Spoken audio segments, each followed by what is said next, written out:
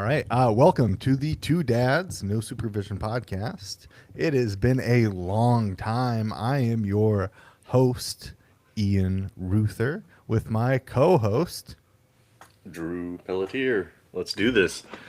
Being live Awesome. is kind of terrifying because I don't know what you're going to say. And so we're That's going why to I get like canceled. live, so people can understand. There's not a lot of edits that go into this. Oh, yeah. I am just naturally a genius. Okay, I don't have to Yeah, go something back like that. into post to make myself look smart. I'm really I just can. worried about being canceled in the next 3 minutes. Oh, we're not going to be canceled. This is Trump's social media, right? So we're good for the next 3 years. All right. So speaking of Donald Trump, let's get into it. It has almost been a full year of Yeah. Donald Trump being in office. Um, let's kind of get into grades. So Drew, I will let you start because I I knew think you'll you have a would. little bit more positivity, and then I'll bring it home. Look, I have thought about this because I knew this question was coming. And no matter what answer I give, it's not going to be low enough for you. I understand this. Like if I said F minus, you're going, no, F minus minus. Um, like I understand that nothing I say is going to be correct here, and so that's okay. Drew. But I can't give an honest grade because it's all over the board. Kind of like my Carolina Panthers. Like some things look great, some things look terrible, and so I'm gonna be that bum that just gives a middle of the road C on everything here. And we could talk about why. I'm sure we will, but I, I, there are some things that I appreciate that have happened.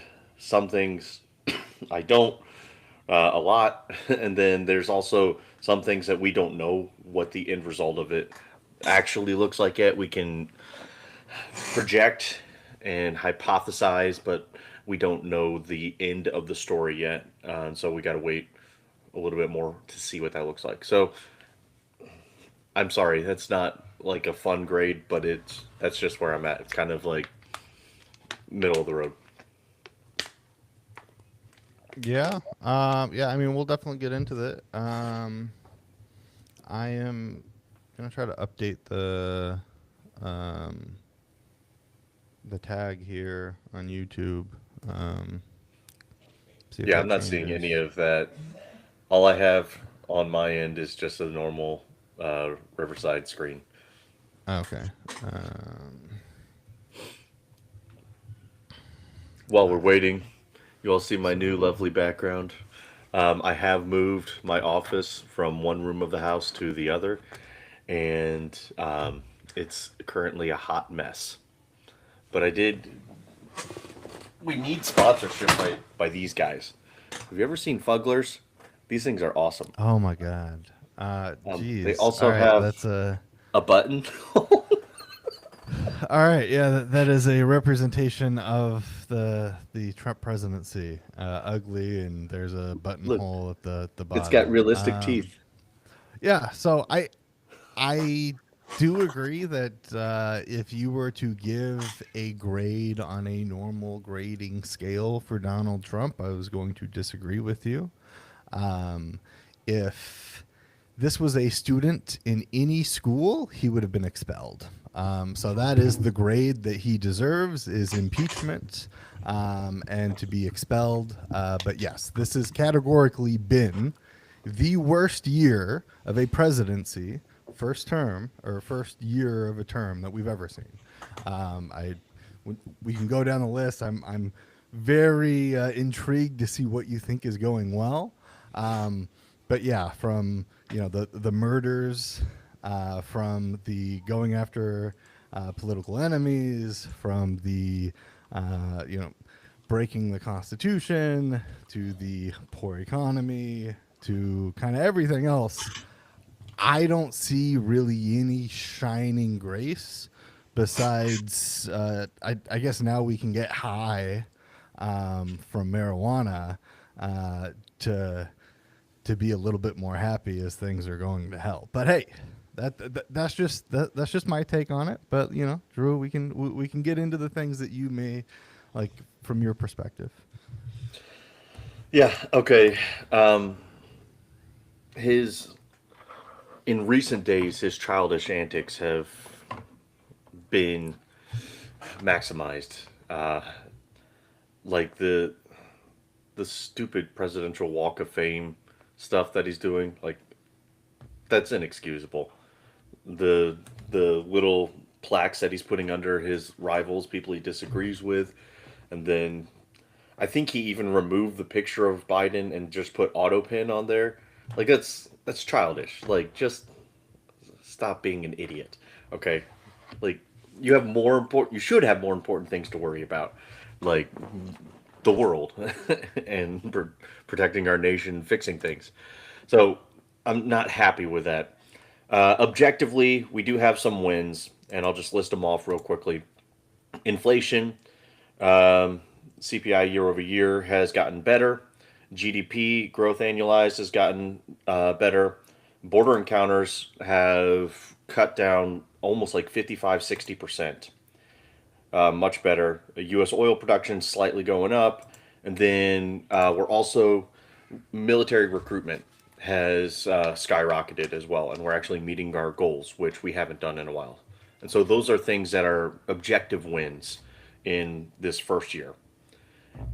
And I know no matter what I say, you'll be like, oh, but this is wrong, or this is wrong, or no, this is actually because of Biden, or no, like this, just objectively from when Trump took office till now, these are the things that have happened that are good.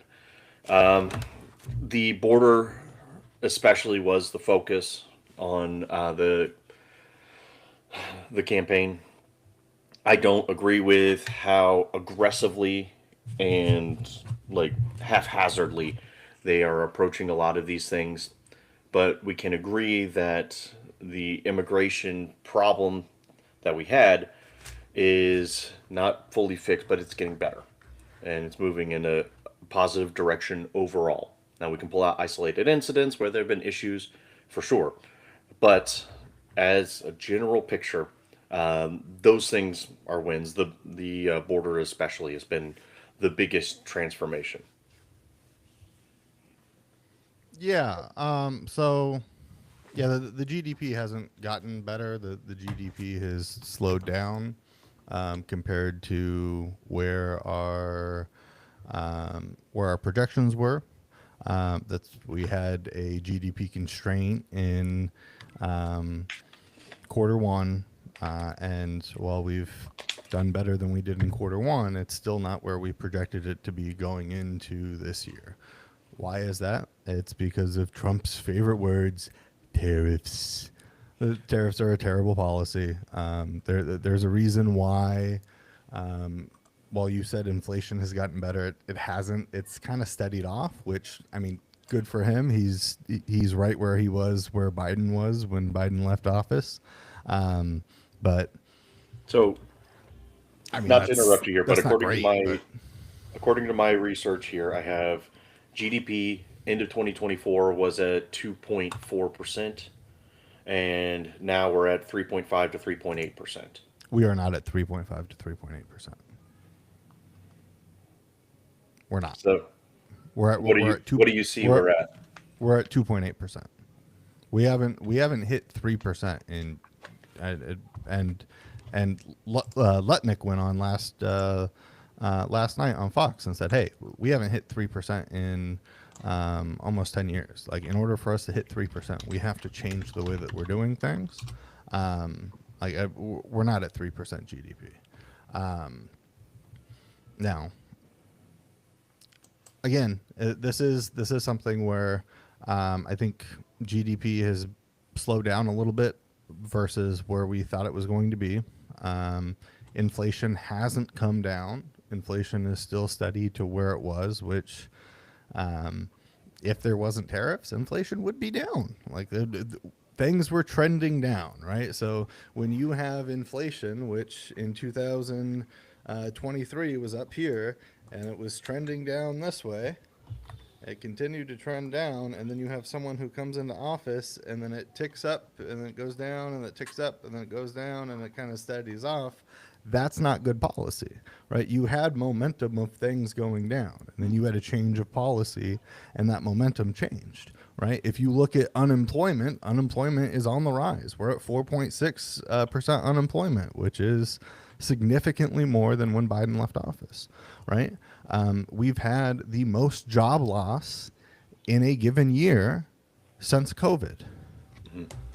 And the tariffs were supposed to bring back jobs. They're not. Manufacturing jobs are down, right? The only places that we're seeing increase in jobs is the military and healthcare. And the military is a good indicator of when an economy is bad, because when an economy is bad, people choose to enlist into the military. So I mean, we can see it, both ways, but I mean, objectively, this economy is worse than Biden's economy, and the polls show that, right? Look, There's a reason um, why.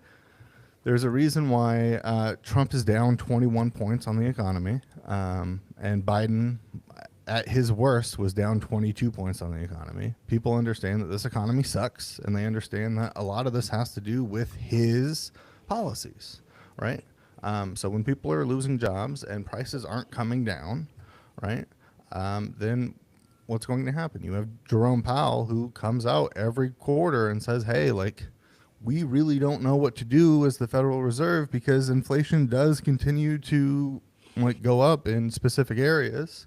If it wasn't for oil prices, inflation would be a lot higher than it is, right? And the oil prices, whether like you want to give Trump credit for this, but also oil prices tend to drop when production drops, when you have a worse economy, because people are doing less things, right? When people are doing less things, people are consuming less gas, right? Like, gas was really cheap during COVID. Why was that? Because nobody was going anywhere, right? Like, okay, well, the demand of this has come down, so we're going to lower our prices, right? So when people aren't taking vacations, when people aren't going places, when our tourism is plummeted because people just aren't coming to the country anymore, your gas prices go down too. So yeah, I are there things where people could take wins on the economy? I guess like surface level, but like when we dive into them and we start asking those questions, then it becomes a little bit more murky on the wins, right? But when you look at like the huge losses that we've had on the economy, if you start asking those questions, it's very clear that those are huge losses, right? Like the jobs losses that we've had are huge losses, right? There's no good way to flip that. If we want to talk about border security, we need people coming over the border. The fact that our legal immigration is down 80% is not a good thing. Like, we need people coming into the country. We have an abysmal birth rate, and in order for us to continue to have growth and for us to continue to innovate and for us to continue to be the world's leader in what we want to do, we need immigration. Immigrants help us, right? And the fact that even legal immigrants don't want to come to the United States right now is not a good thing, right? And then if you talk about the illegal immigration, like the way that he's done his illegal immigration, like even Trump, like even you said, like, the way he's going about it is kind of shitty, right? Like, they're not going after criminals. They're going after, someone's abuela who's been here for, 25 years. And you're like, ooh, I didn't think ICE was going to come throw her to the ground and, manhandle her. Like, that sucks, right? And then the fact that they're masked agents is stupid. It's terrible. The Trump administration says, well, it's for their safety. Look, there is no reason for law enforcement ever to be masked so we can't identify them.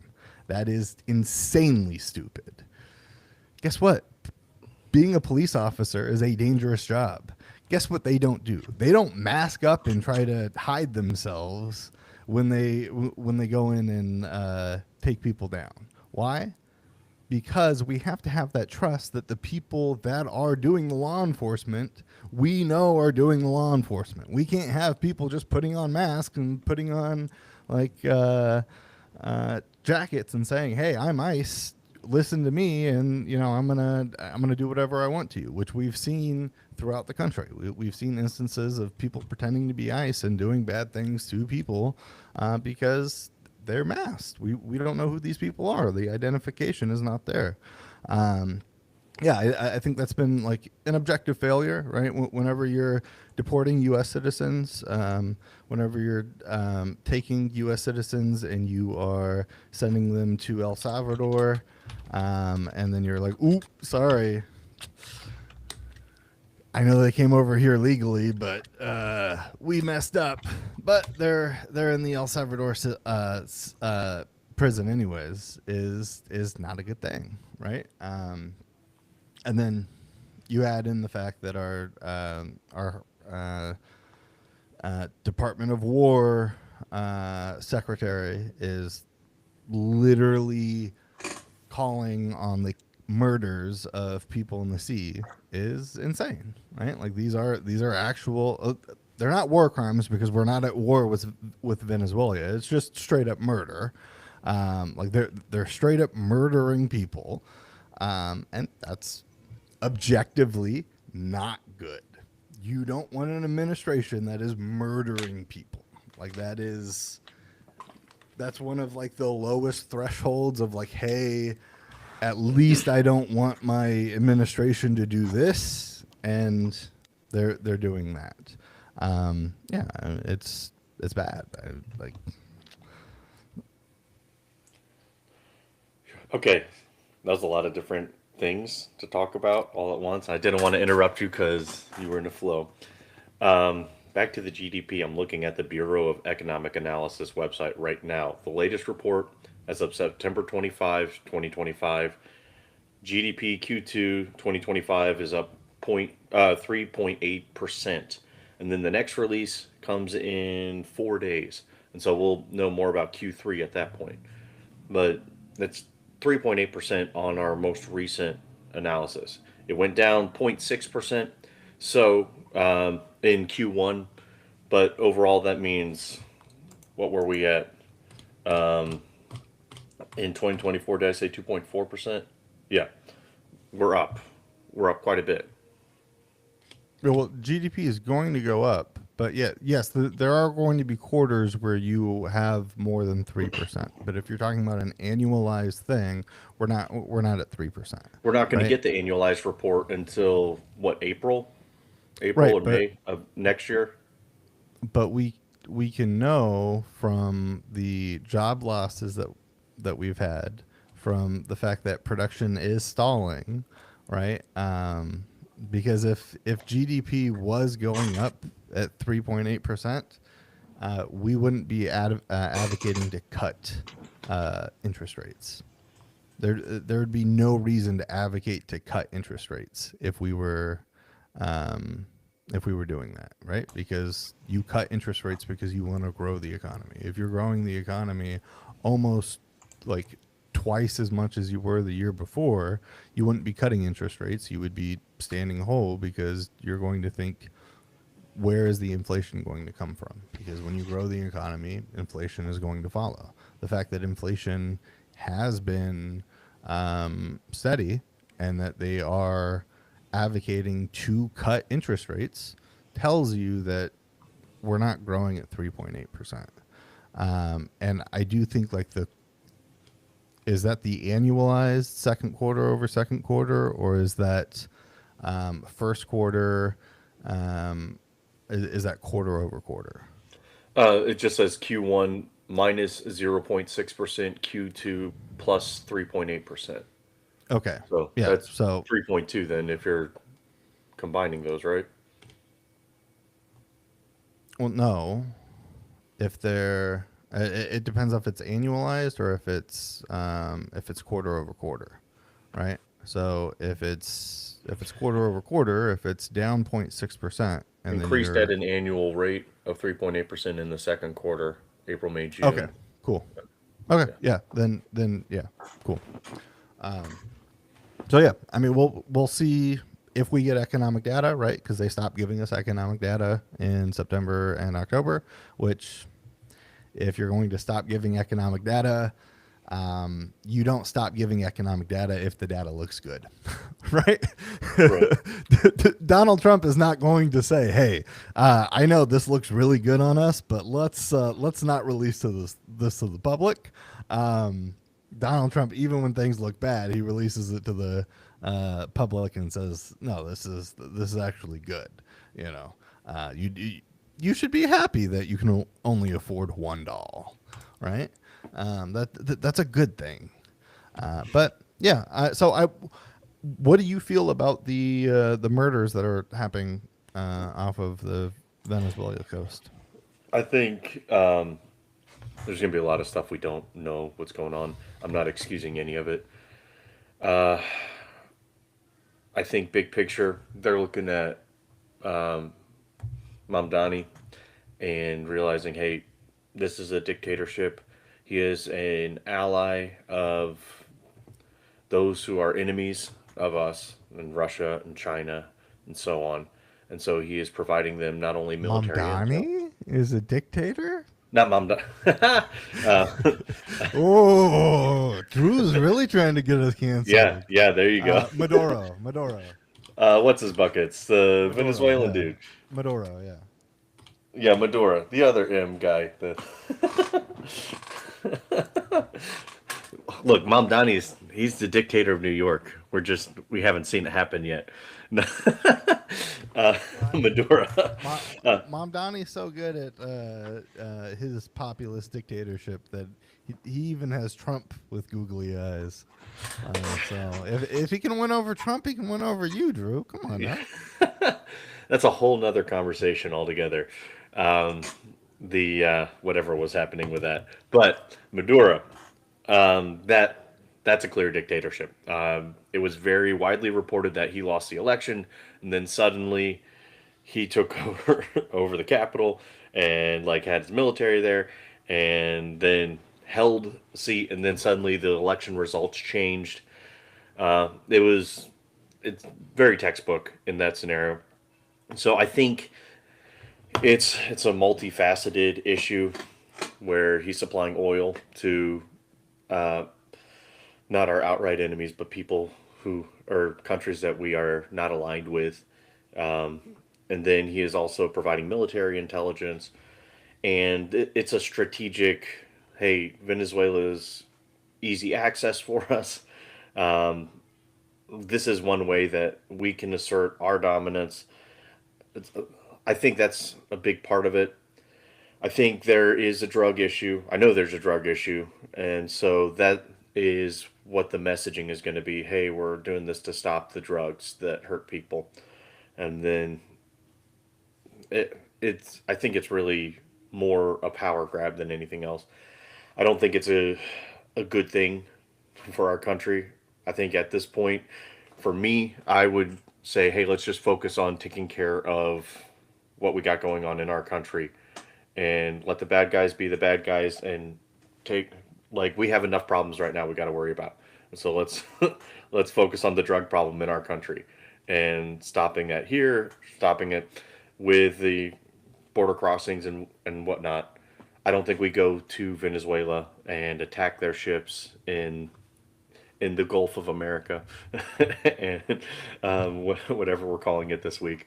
I think that's just begging for international conflict on a global scale. No, yeah. So you gave me like the reasons why we have conflict with Venezuela, which we can get into. I think yes, Maduro is a bad person. Like, we should be happy for regime change in Hmm. Venezuela, right? If Maduro is taken out tomorrow, there is not going to be anybody in Venezuela that is going to say, "Oh Venezuela. no," right? They are Yeah. they are going to be very happy, right? I, I'm not here to stick up for him, right? Hmm. But No, and I figure we agree on that. there are there are ways that you go about things if you want to do regime change, right? There are congressional approvals that you need to go through and whatnot. But even outside of that, even if you had congressional approval to strike Venezuela, There's no I at the end, just Venezuela. la, Yeah. Venezuela, Venezuela. Yes, my wife makes fun of me when I do this as well. I can't say it correctly, but that's okay, right? Venezuela. The the V Venezuela. country, right? The V country, right? But even if we had congressional approval to commit strikes,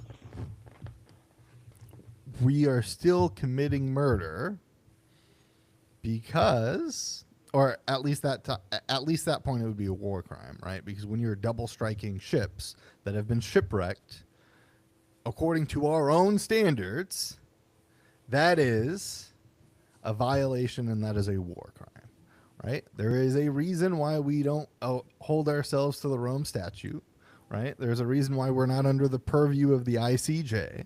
And the reason why is because we hold ourselves to a higher standard, and that, the rest of the international community looks at that and they say, okay, right? So we don't really get the investigations that other countries would because of the standards that we hold ourselves to.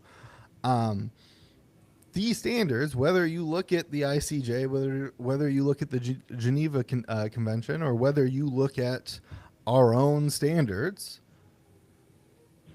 what Peak had ordered is murder. It is against the law. It's against our Constitution. It is murder.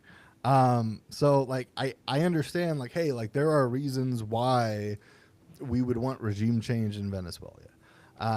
There are reasons why getting the oil and the resources there would be beneficial for Americans. I'm not disputing that, but there are legal ways to do things, there are right ways to do things, and there are illegal ways to do things. And they're not even taking the legal gray area moral approach on things. They're just doing things illegally, right? Which we should be able to call out and say, hey, we don't want administrations that are doing this. Yeah. The thing is, if their intelligence is correct and they are doing the drug runs and stuff like that, then what? Then you have the Coast Guard intercept them, like we do with, uh, I think what there was like 85% of stops that the Coast Guard did with drugs ended up with arrests and detainments and forfeiture of drugs, and then the 15% ended up with the fact that there were no drugs and that they were misinformed. Right, that was last year. We have procedures to do this, right? Hmm. The fact is that some of these boats weren't even coming to America, right? So if some of these boats aren't even coming to America, then they certainly don't possess an immediate threat, right? For us to drone strike them. And for two, even if you do drone strike them the first time, now they're shipwrecked. Now they're holding on to pieces of boat in the middle of the ocean, and then you strike at them again. This is clear murder. Like we're not at war with them because Trump doesn't believe in Congress. He said that 2 nights ago, right? When he said, Biden said you needed Congress to do this. You don't need legislation to do anything. I just sign a piece of paper and it gets done. Well, if you're not going to go through the legal means to do shit, then guess what? When you screw up, you don't even get the purview of, in the fog of war, this happens, blah, blah, blah. we're not even at war because you won't go through Congress because you don't know how the government works, right? So you don't even get that argument, right? You don't even get to that place where it's like, well, under the fog of war, we don't know. That doesn't happen. It's just, hey, we're murdering people who are in boats. According to the ICJ, according to the Geneva Convention, and according to our own handbooks, right? Our own DOD handbooks, right? So, I mean, there is no justification for this. There just isn't. Like I'm at the point where all I can say is there's got to be something we don't know. Like obviously there are details about this that you and I are ignorant of, but on paper it I'm not. doesn't look good at all. I Um, I was invited in the signal chats, so I I oh, I okay, I good to knew know. when they were coming down. I know who they were going after, and Is that you uh, and JD are in there? well, me, JD Vance, Erica Kirk, who has been texting JD Vance weird messages, but Hmm. I'll Yes, let Candace clearly. Owens. I'll let Candace Owens report on that. She's in there too. Yeah, of course. Just a bunch of people are added into these signal chats. I Yeah, didn't even have Signal.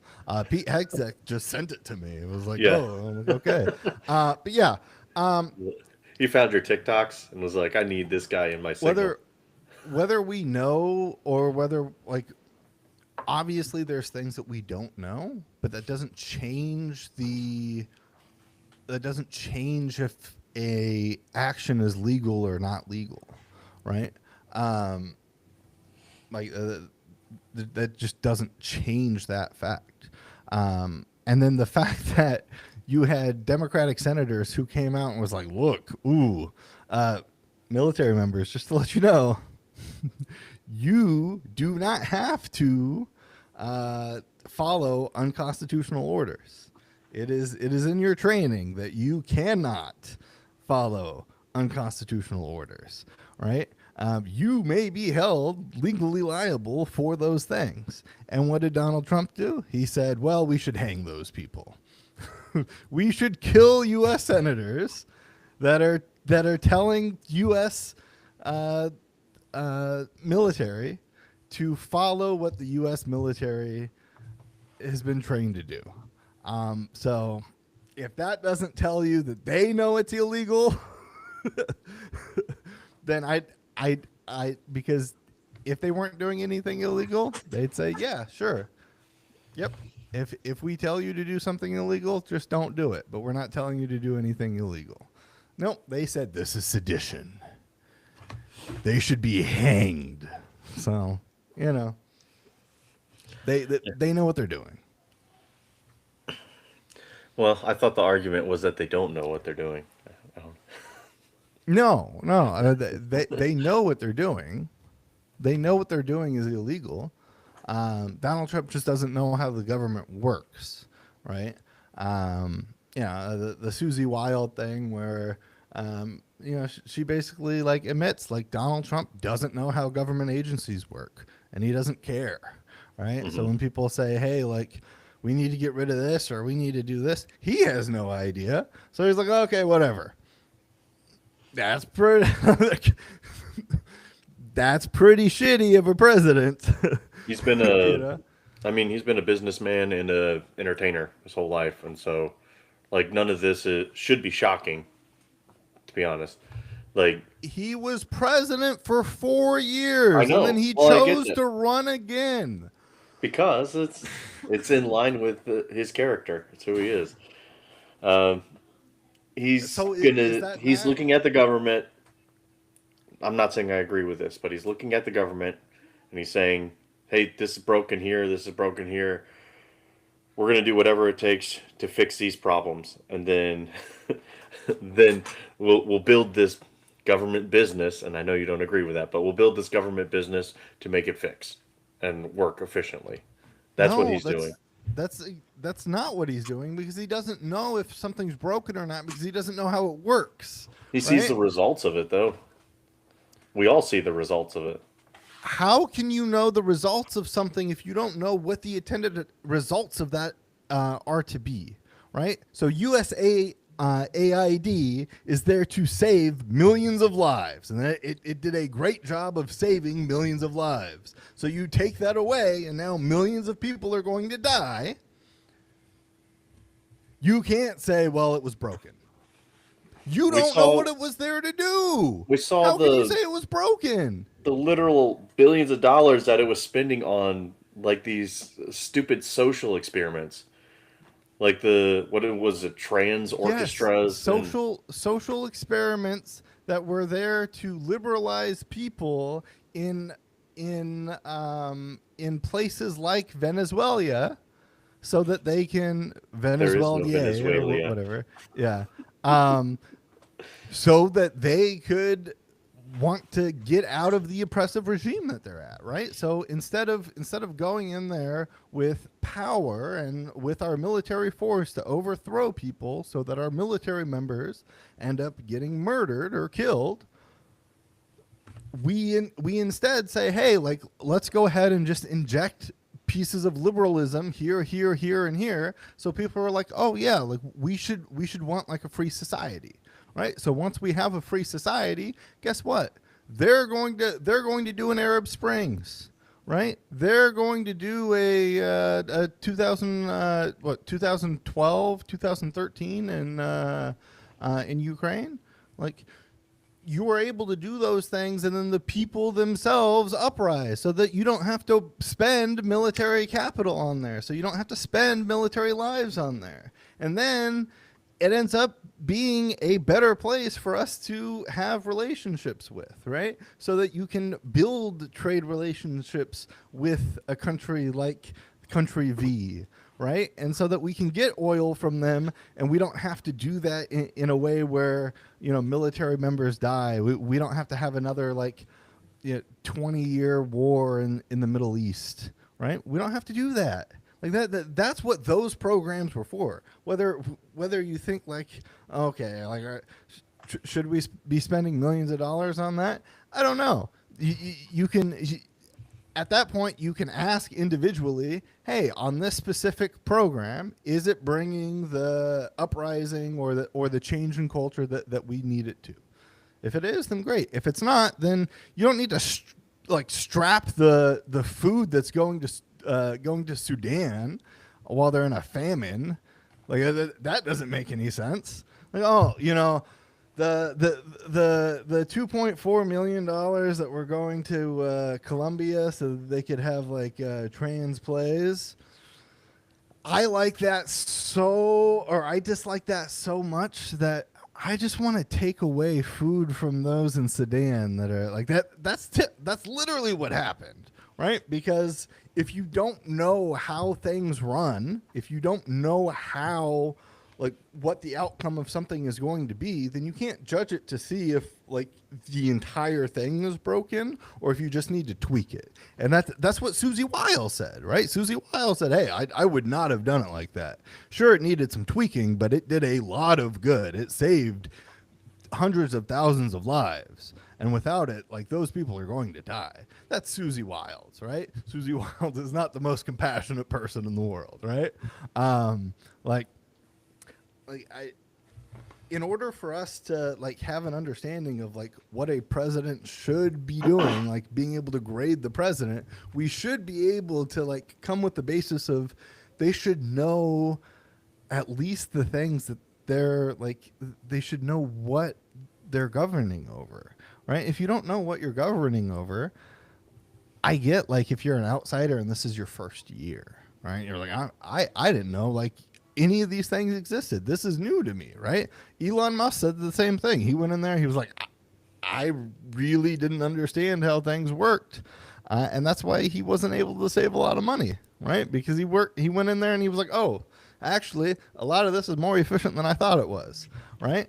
That's why Doge was, like, an objective failure for the for what they wanted.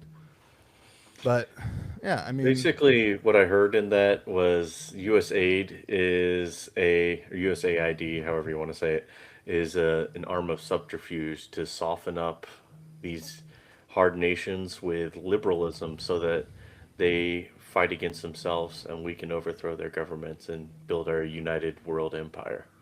I mean Is that that correct?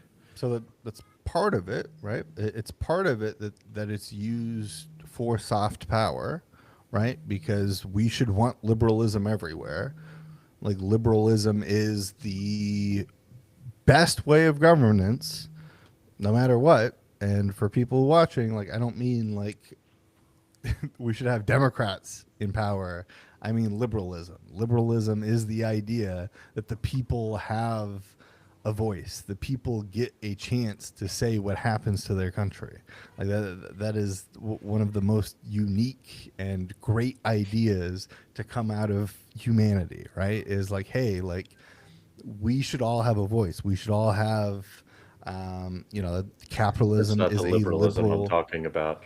I'm talking about the liberalism that uh, takes testosterone out of our nation and makes us all pansies. Okay, well that doesn't happen. Um, right, but Puts fluoride in our water, whatever that is. oh yes, oh my gosh, liberalism allowed us to have teeth so we don't look like the Yeah. British. Oh Jesus, oh my goodness, what a terrible idea liberalism is. Mm. Yeah, so I mean that's kind of where I am with like I he's been a failure on everything, right? He's going after Letitia James, who they like even Susie Wilds admits, yeah, that was retribution. There really wasn't a case there, right? Donald Trump doesn't know how the government runs, so he puts in this special prosecutor who has never tried a case in her life, and then she puts like three different cases in front of prosecutors, in front of the grand jury, in front of the judge, without telling anybody that they're different cases. She wasn't actually appointed by the Congress because Donald Trump doesn't understand that you need like appointments from the Congress, and now he's mad that Congress has a blue slip, which for people who don't know, basically a blue slip is when you have prosecutors or you have judges in a specific state or under a specific district, right? So you have the Southern District of New York is a specific judicial district, right? If he nominates a prosecutor there, and the senators of that state say, nah, we don't want to work with that prosecutor, they can hand in a blue slip and say, no, we're not going to vote on this. All senators really like this because it allows for, whether you have, very liberal presidents or very like insane, idiotic presidents like Donald Trump, you're able to protect yourself from, the prosecutors being or judges being, nominated in that state, right? And he continues to pick the most partisan, dumb lawyers to be prosecutors, and the the senators from that state are like, no. And then he's like, oh man, I can't do anything unless if they're a Democrat. It's not true. You just have to, nominate someone who's tried a case before, or nominate someone who hasn't said like their explicit, like their explicit incent, or like what they're explicitly trying to do is to go after Trump's enemies. Okay, well, I mean, if you're going to state that's what your explicit, intent is, then no, we're going to like that. That's not justice. Sorry, right? So luckily, for the sake of the United States, Trump has been very ineffective at doing a lot of things that he wants to do because he just doesn't understand how the government works, right? Um, but on the stuff that he has been able to do, like pardoning, people like the dude from Nikola who gave him $1 million, or the guy from Binance who helped him set up his $2 billion crypto fund where people all over the world without any foresight or any clarity at all of who's donating. Can just donate money to the president and then uh, get purview with him, right? Yeah, I mean that's shitty. We shouldn't have a president that is selling out the presidential office so that he can make billions of dollars.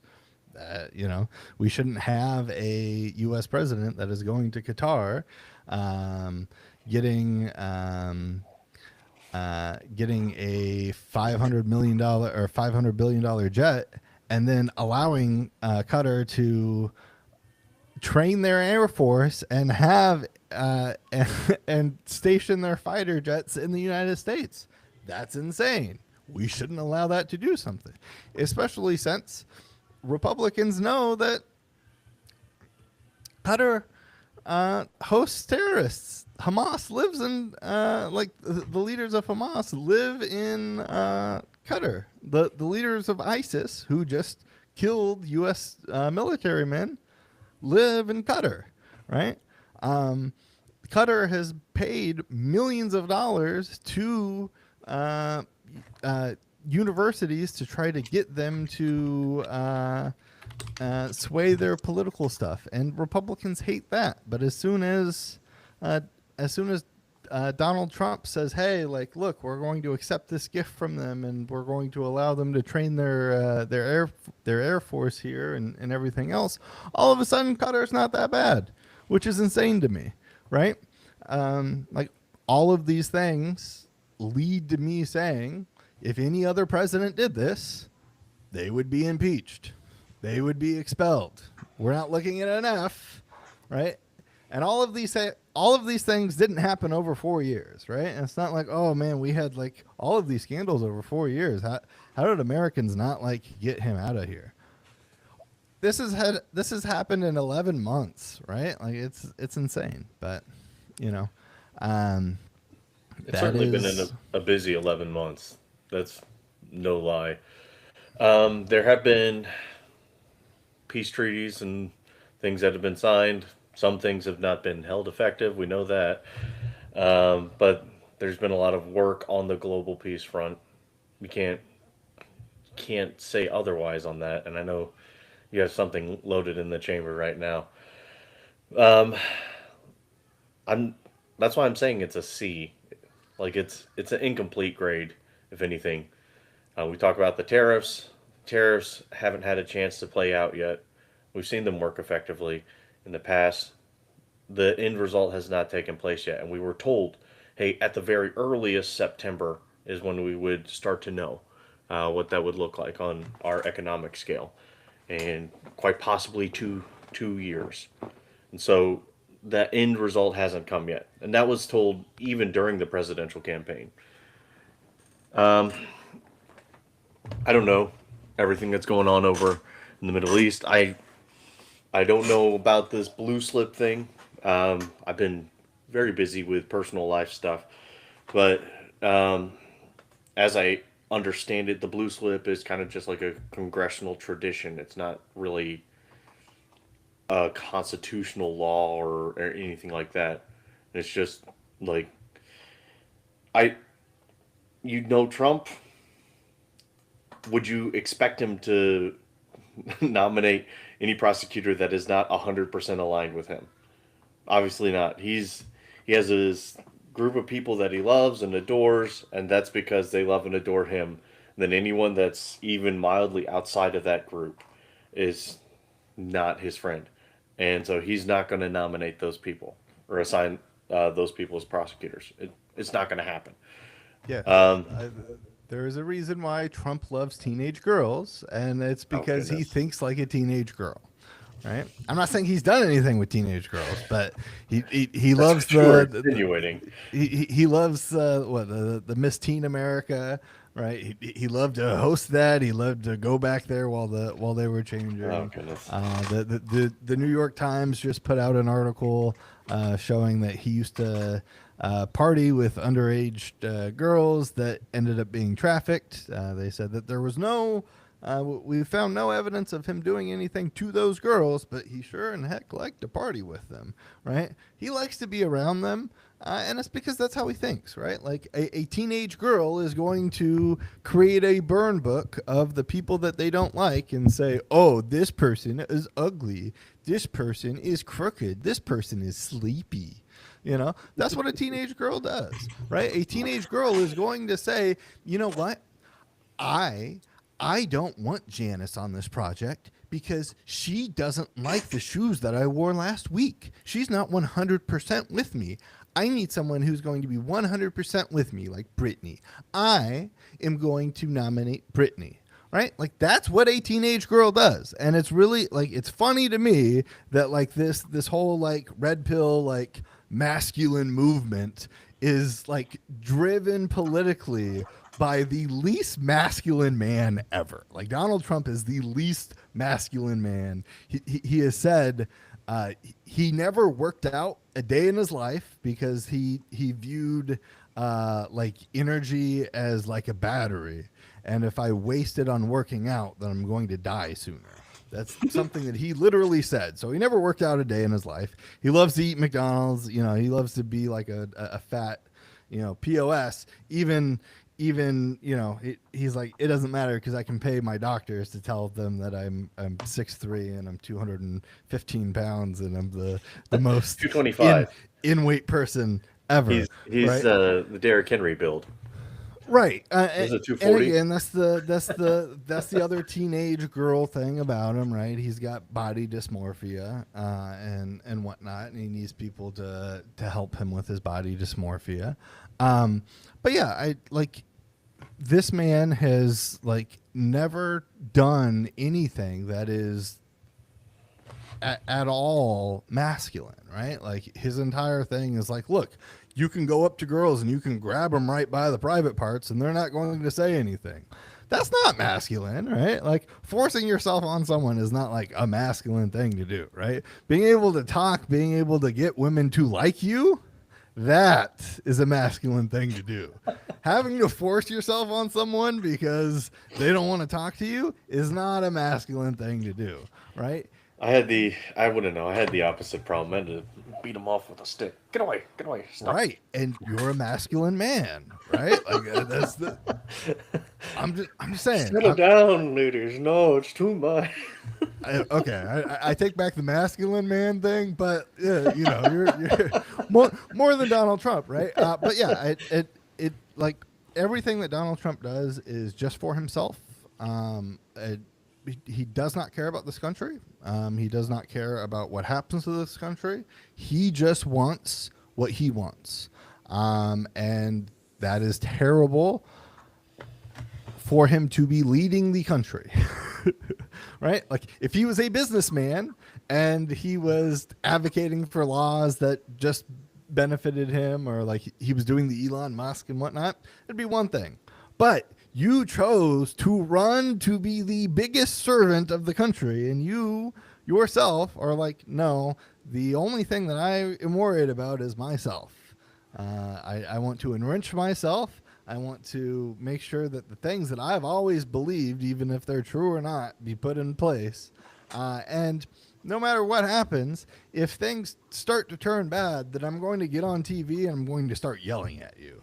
And I'm going to yell at you and say, hey, it's the Democrats that want to raise premiums. The Democrats are demanding that we raise premiums. No, they're not. You know they're not. They have been advocating for premiums to go down, and you can't function correctly within the government to keep that from happening. So now you have to pivot and say it's the Democrats' fault. So like again, it is what it is. We can move on to a more fun topic, I guess. But Yeah, I just quickly want to say, like, we can't necessarily assign a level to his love for country or not. I think a lot of it is he has a love for the country of the 70s and 80s that he grew up with from his perspective. But I it's very hard for me to say that he enjoys and has enjoyed this constant barrage of attacks from many people who were his good friends before and now have turned against. Like you can't say like, "Ooh, I'm doing this because it serves me." Like he's lost a whole community of people that he used to be well acquainted with and friends with, and like he He's his made first almost presidential term he lost $3 billion. money on it. Like he's lost a lot of stuff. He couldn't even get back into his own hotel in New York City. Like he lost a ton of things. And so to say, well, he's doing this just because he loves himself, he definitely loves himself way too much. Okay, totally agree with that. I have a hard time saying, well, it's one or the other. I think he loves the country that he grew up with and the worldview that he grew up with, and I think he loves himself too. Yeah, I think there's two different Trumps. I think the Trump that was running in 2016, he talked about, hey, I am the great negotiator, right? I am the great Hmm. mediator, the person that's going to be able to bring this country together and, get Democrats and Republicans to work and whatnot. And I think that people outside of politics don't understand how hard politics is, and they just cannot handle it, right? And I think that Donald Trump went in thinking like, oh, this is going to be, a fun little endeavor, right? And then he quickly understood like, oh shit, like everything that I do is actually going to be under a microscope. Like I don't get to have the I'm doing things for The Apprentice, and then I get to go home and like there may be paparazzi, but there's not people looking into the fact that I'm having Russian lawyers meet at Trump Hotel so that I can get dirt on Hillary Clinton before the election, right? There's not people looking into the fact that I had Roger Stone go out there and work with the people who hacked the DNC servers to release emails in a timely basis that would benefit me, right? Now that is on him, and he's like, oh, like this is not good, right? Like I can't do the things that I would do in the business world that may be frowned upon, but like business is kind of cutthroat, and end up being successful, right? Like, oh, my affair with a porn star, while my wife just gave birth to my son, is now public. Crap, right? Like that's not good, right?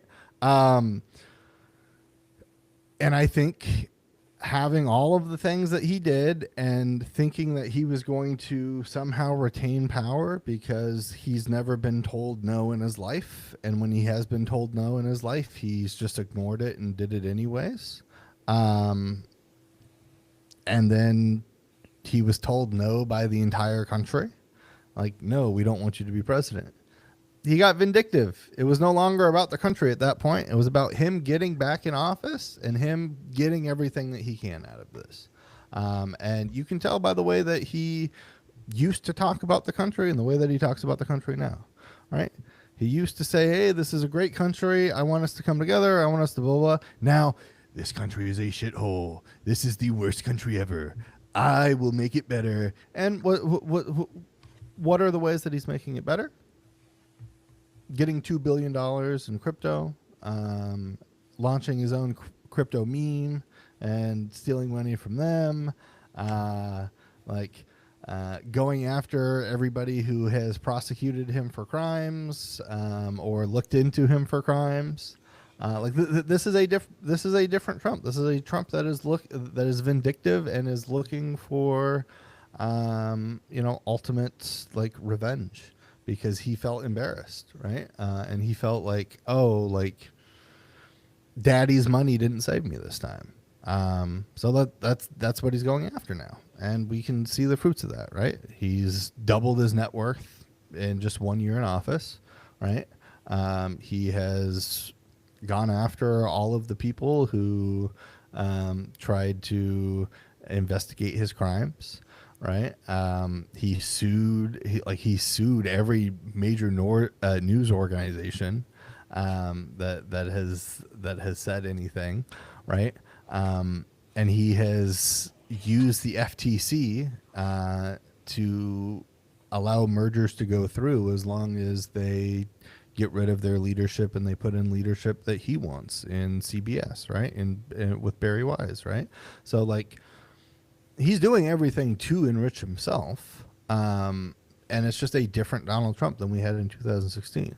I can totally understand how someone in 2016 can say, hey, like this is an outsider who loves our country, who has different ideas, who thinks like there's been just a huge bungle of like how the government is supposed to work for the people, and I trust him to do that. And I could see going into 2020 how you could say, hey, I think that he is on the right path. COVID happened, and that threw a wrench into a lot of things, but I'm willing to give this a chance.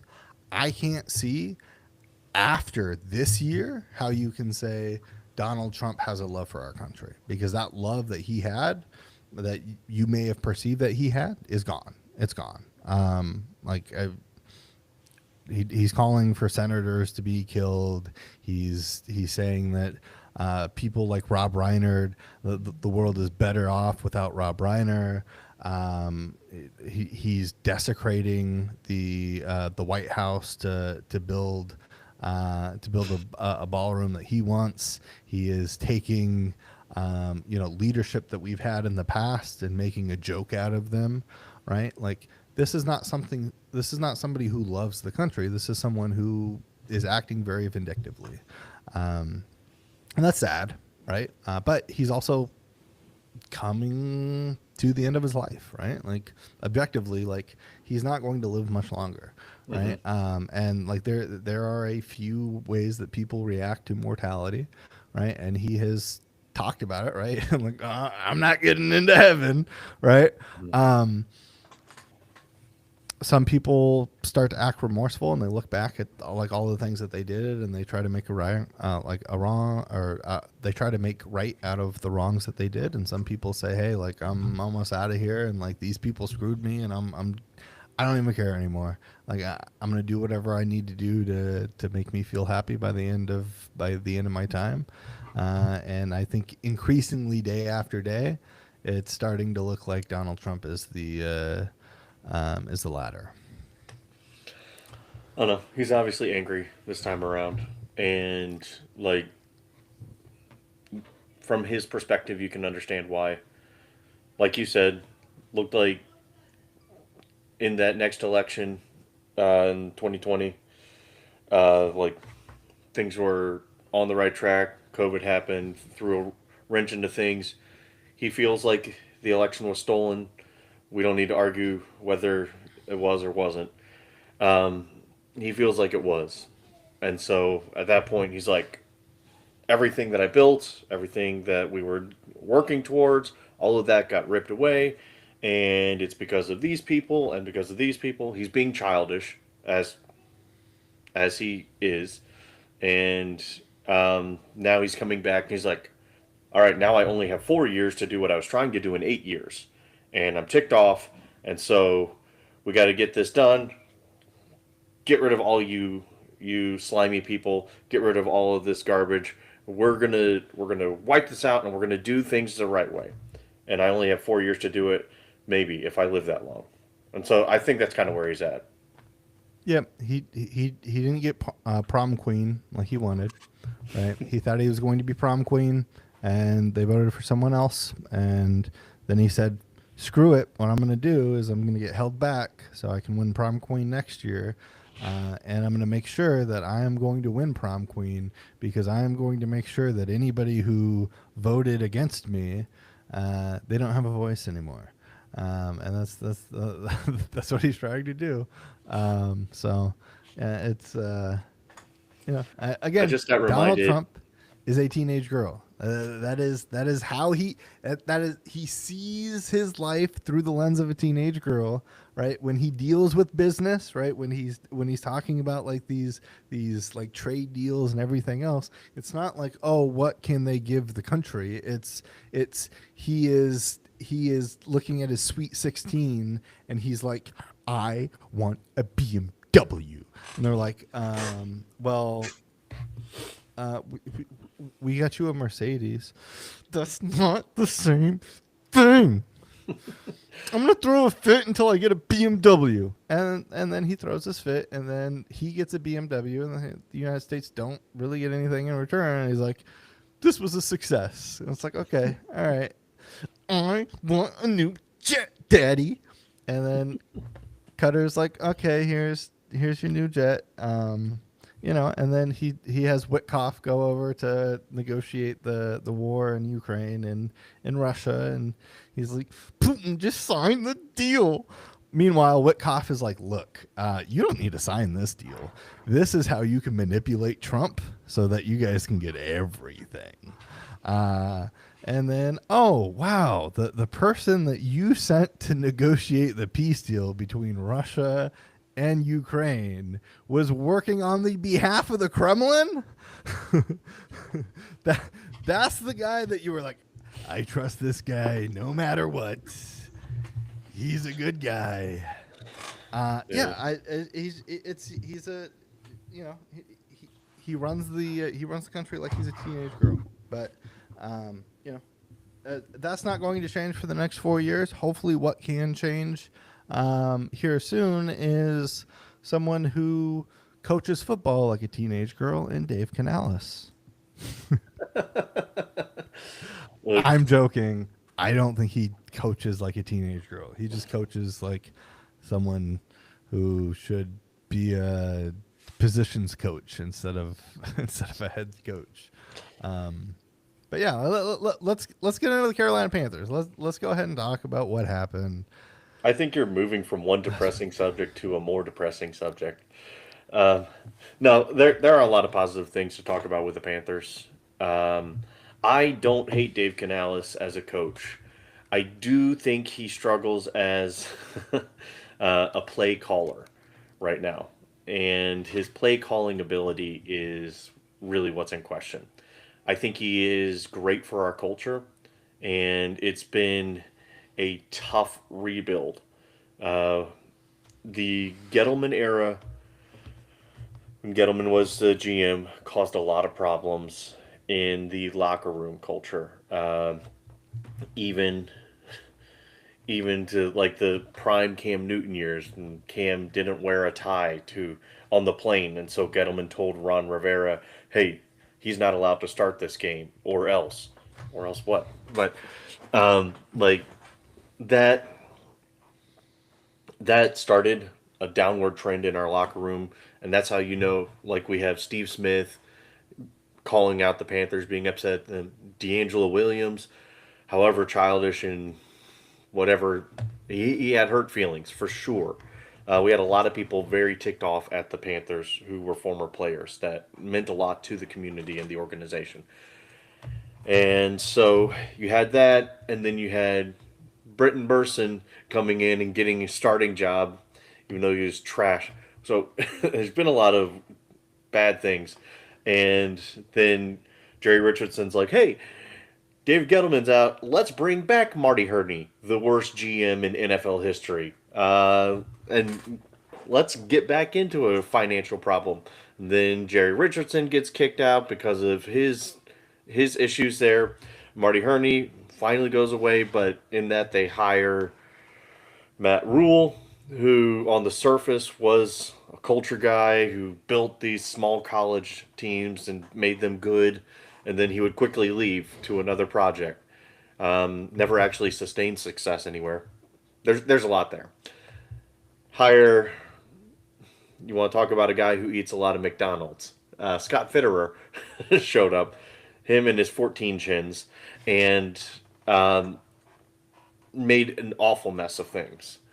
And then we said, all right, we're going to bring in this culture guy and Frank Reich, who's going to instill strong character into our young guys, but also we're going to have all of our plants here, and I want all of you to have this competitive blood of I should be the head coach. No, I should be the head coach. No, I should be the head coach. And you all need to talk to our brand new rookie quarterback and give him different advice. And it was a chaotic mess. So Dave Canales has had a ton to work through, much like the Detroit Lions and Dan Campbell have had a lot to work through in their culture and switching that around. I'm following Dave Canales' career arc and comparing it to Dan Campbell's, where Dan Campbell spent the first year and 3 quarters basically, where it was really, really, really bad, and then the last quarter of that second year, the Lions clicked and things started looking really good suddenly, and then it was in the third year where they were actually a legitimate playoff team. I believe that is where we're going with Dave Canales. Dan Campbell called plays, and then he finally let Ben Johnson call plays, and the Detroit Lions offense exploded and took off. Dave Canales has been calling the plays, probably shouldn't be calling the plays. I think he's trying to bite off more than he can chew, and so he's trying to make the game plan and call the plays, and then when it comes to game time, it has been wildly unbalanced. Whatever game we're doing, we had a really good passing game against the Falcons, so they said, "Hey, let's only pass against what was it, the 49ers the next game, or whomever it was. Maybe the Saints was the next one." But whoever the next opponent was, let's just only pass against them because we had a really good passing attack in one game. And then the next game is, well, let's run literally 75% of the plays. And, oh, that worked. Let's do that again. And it's never this balanced offense or even like slightly run heavy where the run sets up the pass. It's always been like let's do all of this and then let's not adjust to what the defense is giving us and let's just keep doing this because it's our game plan and it's going to work. So I think that's where the weakness comes in. The culture seems to be doing a lot better. We don't have a fiery guy in the locker room, and I think that's the item that we're missing to just kind of explode in that locker room culture. But the culture of positivity and the next play and the next game, we're 1-0 or 0-1, that kind of thing. We just play this. This is our game. That's starting to build up, and we can see the difference in the attitude on the sidelines, in the communication between the players and the cultures. We can see that moving in a positive trend. I don't like the play calling. I really don't. It's frustrating at times. Yeah, the play calling's bad. I don't think that you can say that we're building the right culture when we have our first big game in 2018, right? So almost 10 years now, 7 years, unfortunately. We go out and we commit every single penalty that you could think of, right? Are you talking about this last week, the Saints I'm talking game? about this last week, yes. Dreadful. And my excuse for that, watch the trend. We are always slow in the beginning of the season, and then we figure out how to actually play football again. And then come off a bye, we've lost that momentum, and we have to figure out how to play football again. Okay, but who gets you prepared for the season and who gets you prepared coming out of the bye week? That is the head coach. If you have a trend where the majority of the onus is on the head coach to get you prepared because you're not playing it in game in and game out and you're not in a groove, you have the coach that is preparing you. If those times you are at your worst, then there has to be an issue with the head coach, right? And I'm not talking about play calling, right? We can talk about the terrible play calling. We can talk about the 4th and inches that the Saints obviously thought that Bryce Young was going to do a QB sneak, And instead of doing a QB sneak, We you just do a hand the slower ball QB off. sneak with Yes, an RB. you do a slower QB sneak. I just like we can talk about the play calling, right? But for me, when you have the penalties that you have or the inability to make adjustments, because that's the other thing that does not happen, right? We can talk about how like, versus the Falcons, we did a really good job throwing the ball. So we're going to go out versus the 49ers and we're going to throw the ball. You have to make an adjustment when that doesn't work. That doesn't happen, right? There was no adjustments made on the defense when they forgot that the middle of the field there is something that the Saints can use. I'm sorry, Evero, but hey, you can't just guard the sidelines. That hash to hash there. Yeah, you should probably have someone in the middle there because Olave is just going down the field and catching 20-yard passes, 20-yard passes, 20-yard passes, and you make no adjustment, right? The only Evero is a reason different conversation altogether. Evero needs to go. I've said that since last year. your head coach needs to be able to go to your defensive coordinator, get in his ear, and tell him to tighten the up, right? The only reason why they weren't getting touchdown after touchdown after touchdown isn't because our defense was stopping them. It's Oh, yeah. because the people who they were throwing to are bums and their quarterback is a bum. If they would have just ran Chris Olave with the same Maybe. exact route every single Oh, time, yeah. they would have scored 3 more touchdowns. So, look, the defense is something else. I think coming out of breaks, the problem has always been preparation. Not always. I mean, we've had Dave Canales for a year and a half now.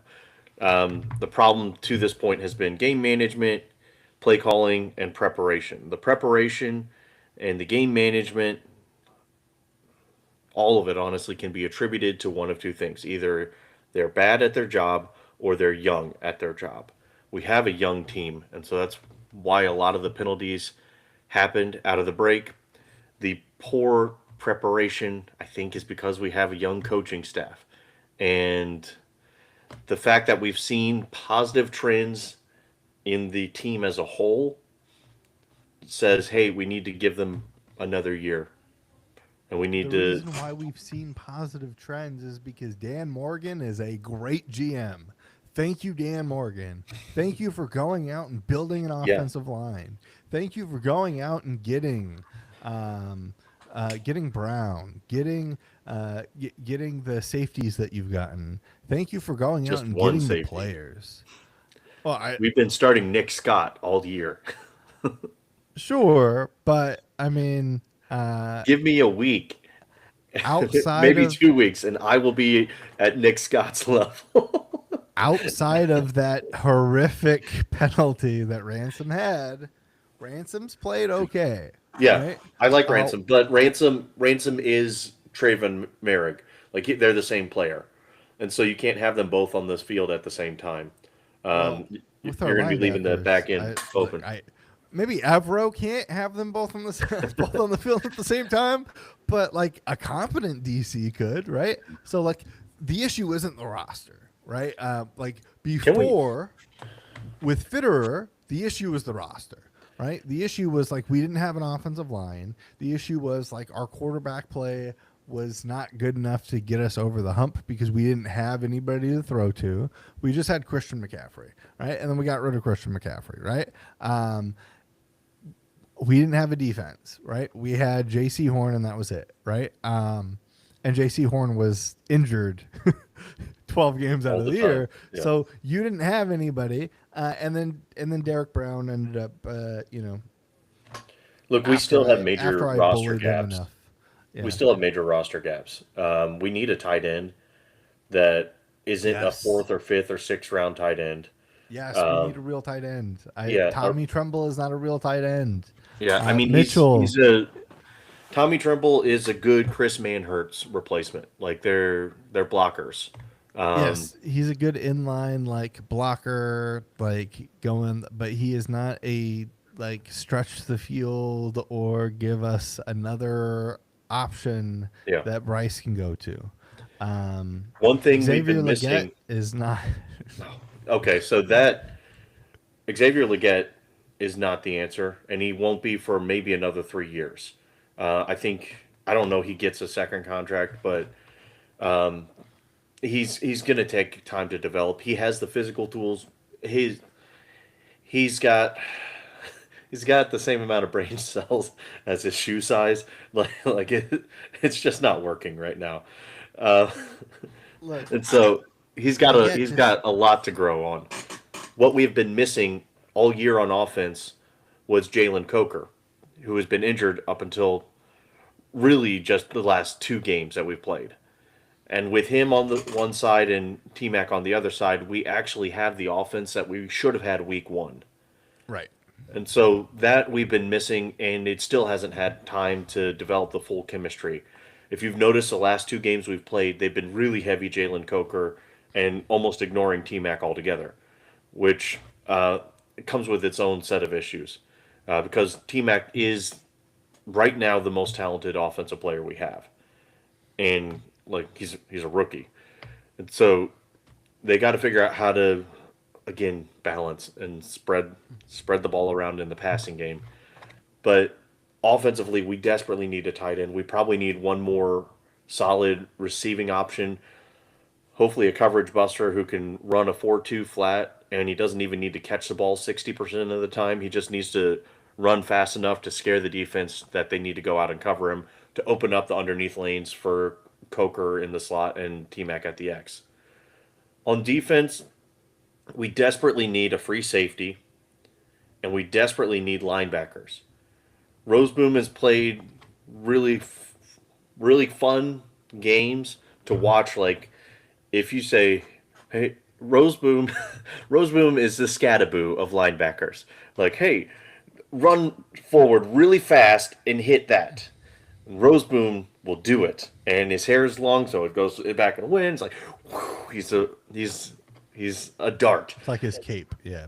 Yeah, but he's probably a special teams player, not a Yeah. starting linebacker.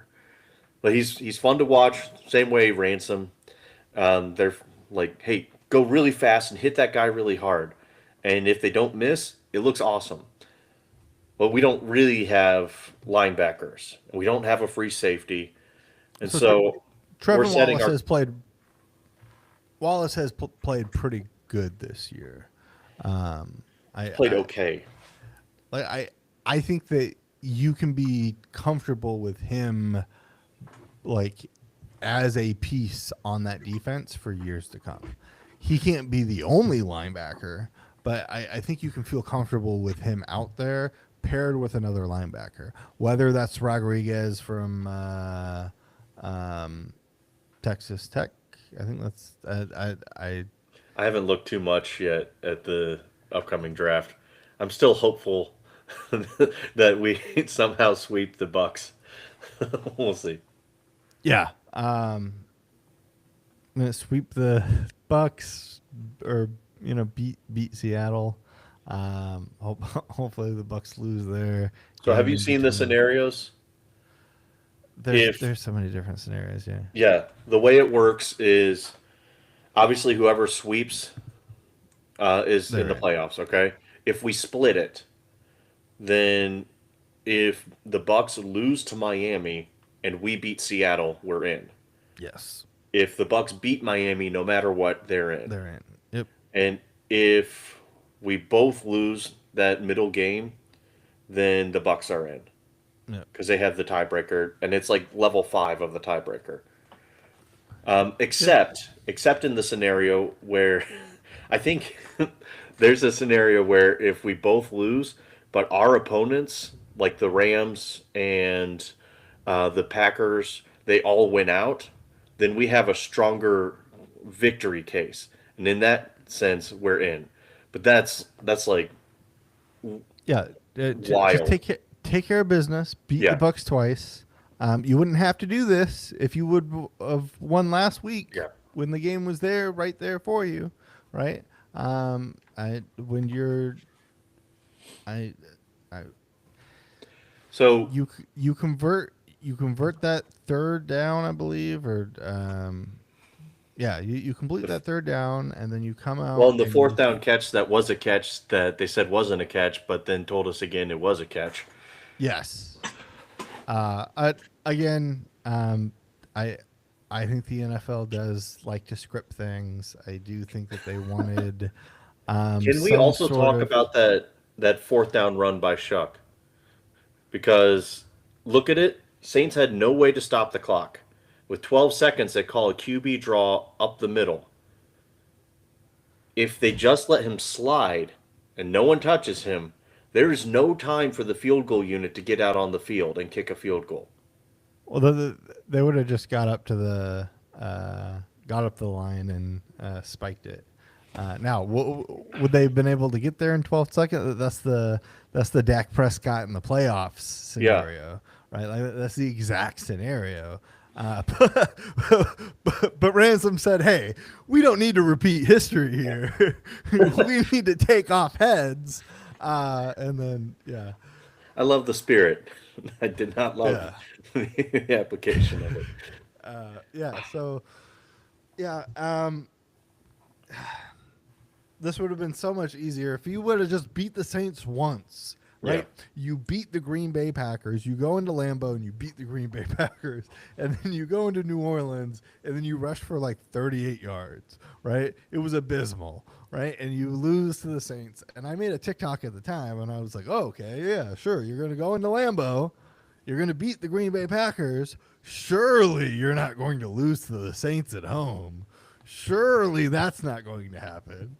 And then it happened, and then Yeah. we Just we like end we up beat the Rams, and then we had a whole week to sit on it. It was like, hey, we just beat the best team in football. Oh, now we have the Saints. We can't even. Yeah. exactly. I wasn't going to make the TikTok again. I wasn't going to say, "Oh man, you just beat the LA Rams, and you go into a bye week. You're coming off of a bye week, With a and you fully have the healthy New team. Orleans Saints. Surely you're not going to lose to the Saints. You're up 17-7. Surely you're not going to lose to the Saints." And of course, but So here's the you know, pattern. If you look at the John Fox era, his pattern of coaching was, hey, we don't need offense to win games. Let's just have all defense and heavy defense. Let's score 6 points and we'll beat them by three. And then the Ron Rivera era was, hey, we're super talented. We'll pull ahead by 30 points at halftime, and then we'll just play soft coverage the rest of the game and wait the timeout, and hopefully they don't score more in the second half than we scored in the first half. The Dave Canales era is let's just keep the game close because Bryce can win it at the end, so let's just keep it close and we'll see what happens. It'll be a really cool story. I don't like that. I'm tired of I that. don't either. That's why I say Dave Canales needs to go. Look, I Great. Yes, that's a bad trend. he's still a young coach, and so I think we give him one more year. Be like, hey, let's not do that. Why don't we just win games? Yeah, I don't care yeah, about that's Bryce's exactly it. game-winning drive stats. I'd just rather have him have wins. Can, can we have someone? Can we have a coach that values beating teams by 30 points a game? Like that. I would love that as a coach for Yeah. someone who's just like, hey, like, look, we're up by 30. Let's go up by 40. Yeah. Okay. Because, like, they may come back a little bit here, but we got to win by 30. If we don't win by 30, I'm chewing your ass out. Right. That's Dan Why? Campbell.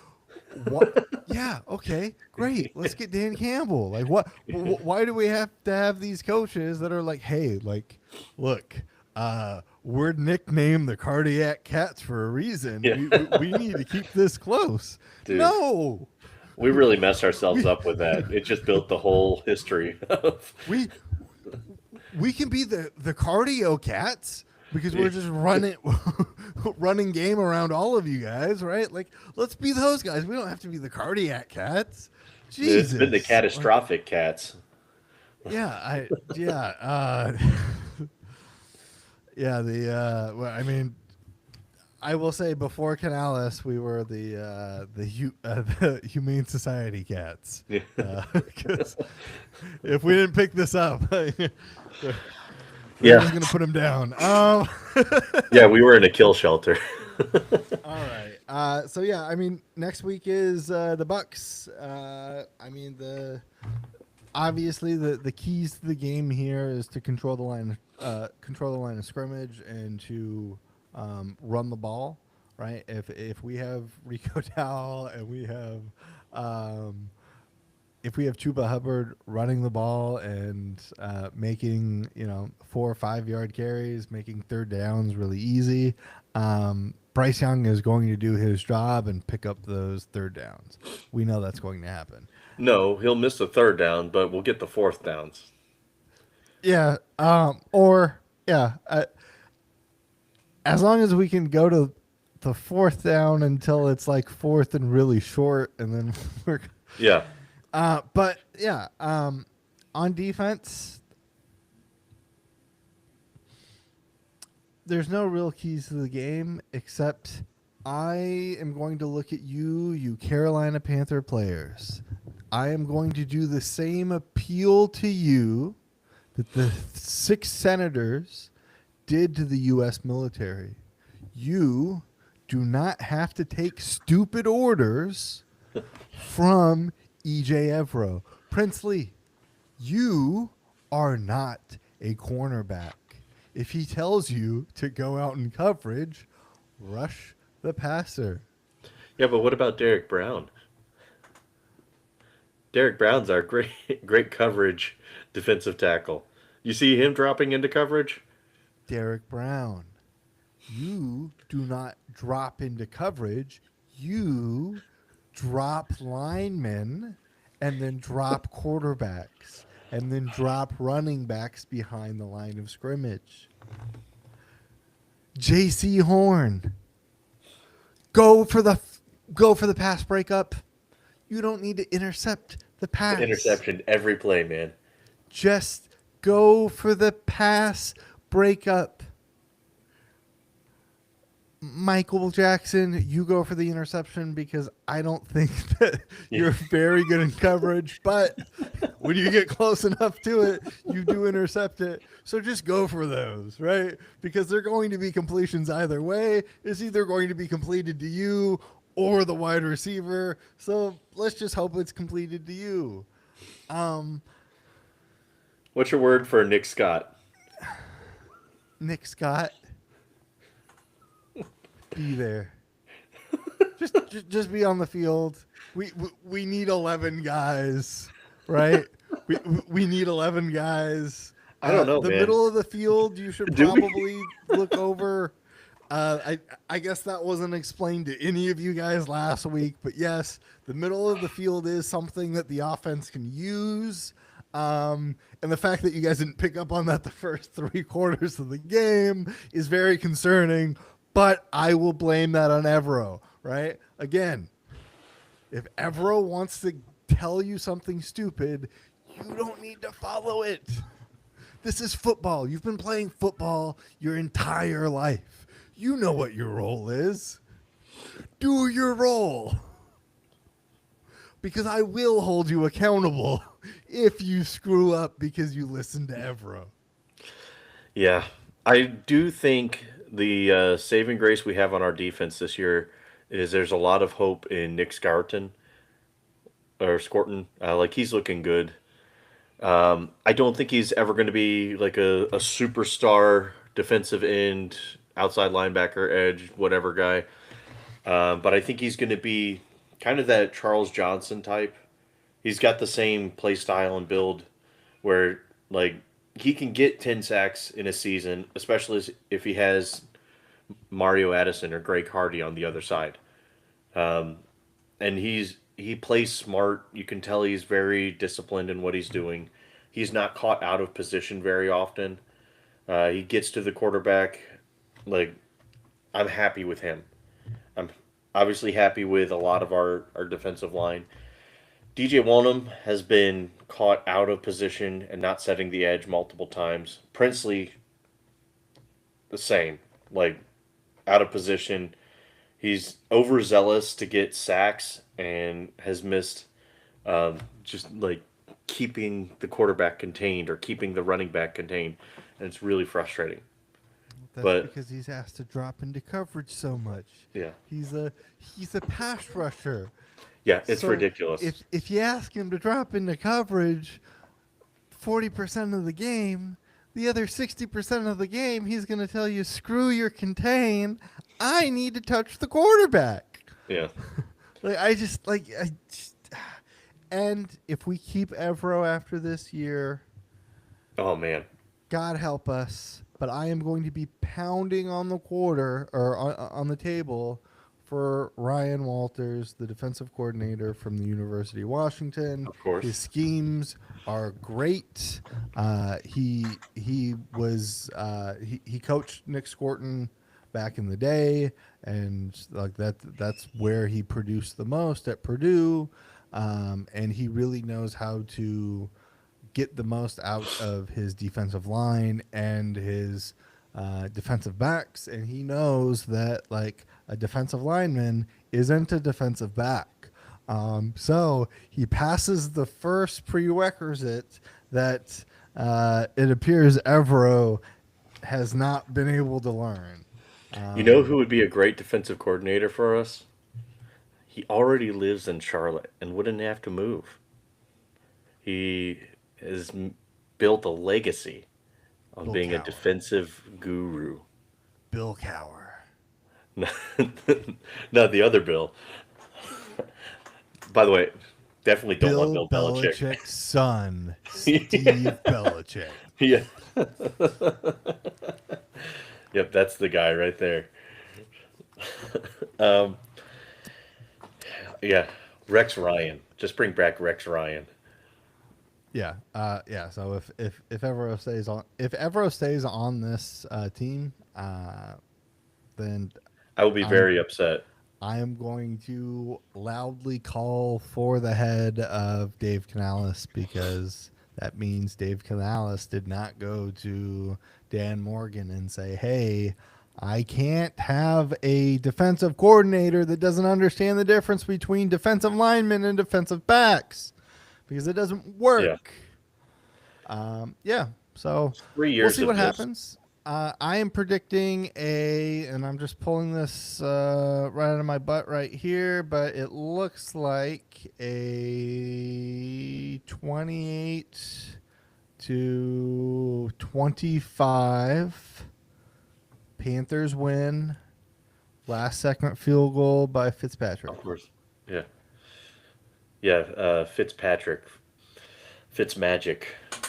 The 2.0. Man, I think we win this game, and it's going to come down to the last week.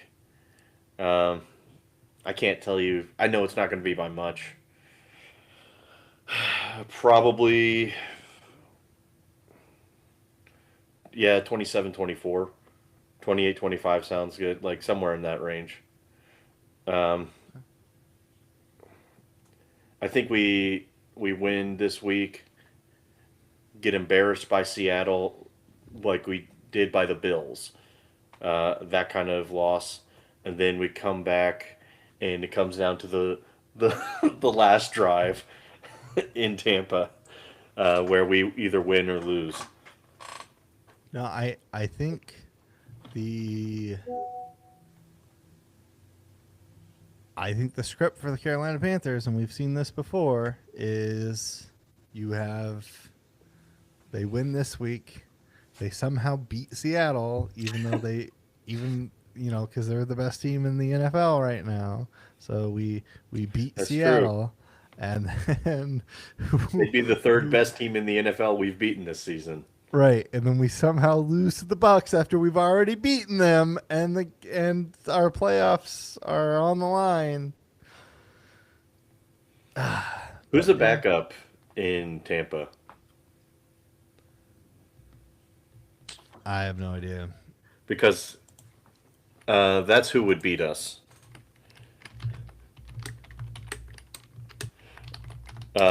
Like Baker will get injured, somehow. Oh, dude, Teddy Bridgewater. Yep. All right. That's 100% what's going to happen. Sorry, guys. The Panthers are not making the playoffs this year. No. Enjoy these next 2 weeks as we win, and then The week only 19. Yep. the only Week other 19. person missing from this script is PJ Walker. Like, like we have to go against Sam Darnold, have to go against Baker Mayfield. When Baker inevitably gets injured and Tampa plays against us again, it's going to be Teddy Bridgewater. Like PJ Yep. Walker is going to be standing on the sideline somewhere throwing water bottles at us. I don't know. 2 gloves, no penetration through their offensive line, and they are going to beat us. We're going to be like, how do we lose to Teddy Bridgewater after we just beat Baker Mayfield? How does this happen? Yeah. That's what's going to happen. Pack it up, guys. We're going to start Panthers. the comeback tour of Teddy. Panther season is over, but we are going to have 2 great weeks. So enjoy these next 2 wins, and don't get wild. your hopes up going into the last week. I know you're going to say, but we just won the last 2 games. We're on a roll. We already beat this team. They don't even have Baker Mayfield now. Yeah, not a Doesn't shot. matter. We're gonna lose. Yeah. So, speaking of great wins, with our remaining time, the Ruther household has had a great win and an addition.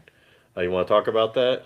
Yeah. So on December 2nd, I got the pleasure of meeting my son Roman as he was birthed by my wife. And yeah, it's great.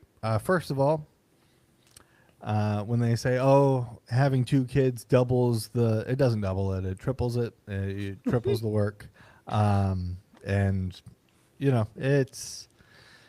it's all worth it. It is all worth it. But it is challenging. But 2, we're done. We're done having kids. At least we're done having kids through her. We may look at surrogates in the future, but we have 2 births that my wife had, and 2 postpartum hemorrhages, and 2 like on the brink of death. So she's done with that. But apparently the doctors wanted to set me up and make me look like a bad husband. So my wife goes into labor on the 1st, and she's pushing. Late into the early into the morning on the 2nd, the doctor comes in and says, "Hey, we're going to have an emergency C-section because like the baby is just not going to come out this way." So we do that. And that was traumatic and everything else. And I'm holding on to the baby. They wheel my wife in and they say, "Hey, she's great. She's recovering great. Vitals are great. She's just out of it because of the pain medication." So I'm like, "Okay, great. I'm going to start texting people like, 'Hey, we have a great birth, blah, blah, blah.'" Right. So I'm doing that. And apparently my wife is not good. And she's like coming in and out of consciousness. And while she's coming in and out of consciousness, I am over there on the corner on my phone, right? Because I was told she's just on pain medication and everything's good, right? But no. Her, she starts to desat, and then her blood pressure goes like down in the 80 over 35, like really terrible. And they're like, "Oh, she needs blood." She needed 5 units of blood, which is like an exorbitant amount. Like that is an exorbitant amount. But we were in the hospital for like a week, and I was by her side the entire time, making sure that she had everything that she needed. I slept there. Everything else, we had a nanny that was watching Natalie, and then I forgot her name. and then the other day, Jackie goes to me and she says, "Hey, while I was dying, do I remember you just in the corner over there on your phone? And I'm like, what? No, what? No. And she's like, yeah, you were. You were over there just on your phone while I'm dying. Like, you don't care. And I'm like, no, this is the doctor's fault. The doctor said you were okay. Who am I to question the doctor? They just said that you were high on pain medicine. So I was like, okay, like let's let the pain Oh medicine man. wear off so you're not loopy. But like, thankfully, like I spent the entire week with her and whatnot. So like, I built up enough like Did it even out? social refrigerator there for her to understand. Like, I wasn't just like flippant about her situation. I was just led astray by the doctors. You weren't Who said, over "Oh on yeah, she's Hinge like fine." you weren't on Hinge like, well, let's see what the next one. No, I was texting like I was on two phones because I was texting like her family of like, oh hey, like Jackie's doing good. She had to have an emergency C-section, but she's recovering now. Doctors say the vitals are great. Like I'm sending that out to everybody so that they know what's going on, and replying to things. And then no, I just she's coming in and out of consciousness, just seeing me over on my phone in the corner. And I'm like, oh my god, how could they do that to me? That's Yeah, that's insane. tough. But yeah, How, Roman how is she was now? she's good. She's still recovering. That's Hmm. probably one of the biggest things with Natalie is like she sees my wife hold Roman and she's like, oh, like I want mom to hold me, but she can't because of like she's healing from the C-section. And she doesn't understand like, while Roman is 99th percentile as a baby, he's still like much lighter than she Hmm. is. So like that's been a difficult thing of just like, no, mom is still here. She just can't do some of the things that she wants to do. Um, and yes, Roman is like, Roman had to go to the NICU for a while, and it's because he stopped breathing when he was eating, and they thought like, oh, like is this some sort of like lung thing, or like a nasal passway thing. Nope. He was just so excited to eat that he just forgot to breathe whenever he was eating. So he was in the NICU, which was also really funny because he's one of the largest babies ever. And he's in the NICU with just a bunch of like 3 pound like preemie babies because that's usually who's in the NICU. And all the nurses were like, "Oh my gosh, like we never get one of these down here, right?" So they're all holding him and everything else because he's quite large. But yeah, it was a traumatic time. But yeah, it's all of this is worth it, right? Like God has blessed us so much with our kids that it's like I I can't explain to parents or to people who aren't parents like how much a blessing like children are, Hmm. how just being able to look into their eyes and everything that you were carrying throughout the day or anything else disappears in that moment where it's just like this is the most wholesome moment ever and you get to have those time in and time out just because you have a child, right? Hmm. Of course those things come back immediately afterwards where you're like, oh geez, now I gotta make sure like all that stress that I had, like I really gotta make sure that this I follow through on this because I can't screw up for this. Yeah. I need these wholesome moments more often. But yeah, it's so amazing. Yeah, That's cool. And I'm he's really looking forward to 20 years from now, 21 years from now, seeing Roman Ruther line up at defensive tackle for the Carolina Panthers. yeah.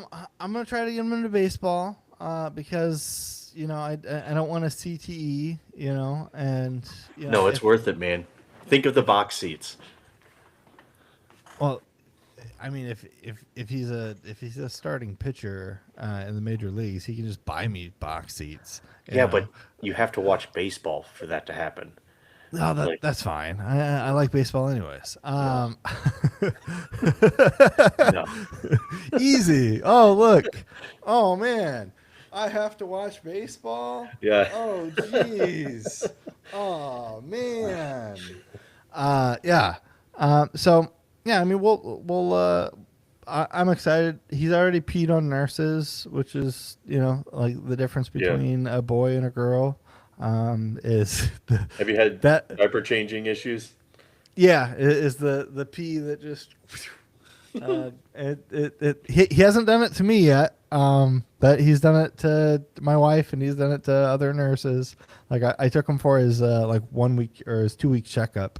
And I changed him and I put him on the table and I was putting things away in the diaper bag and all I hear is a and I look over and she's just getting sprayed with pee and I'm like, oh sorry, and she's like, oh, I gotta go change. It didn't happen to me though. So Nice. um, It's awesome. yeah, so I mean that's good. But yeah, I mean, Pretty yeah, cool. parenthood is it is the biggest blessing that you can have as a person. It really is like human thing that you can have. Hmm. And yeah, I recommend it for everybody.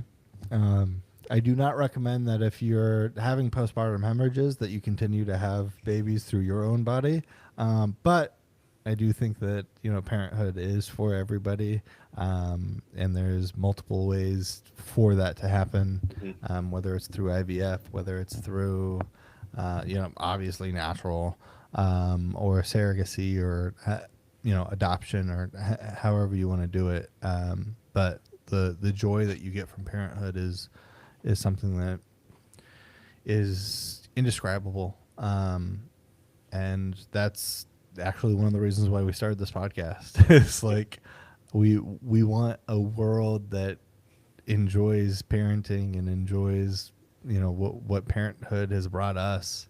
We want the world to enjoy that as well. So let me ask you, I hear this from dads with multiple kids all the time. When did you have any anxiety about like, hey, I love my daughter so much, how am I going to be able to share that love with Roman when he comes? And did you have that leading up to Roman's birth, and then once you saw him, held him in your arms, how did that change?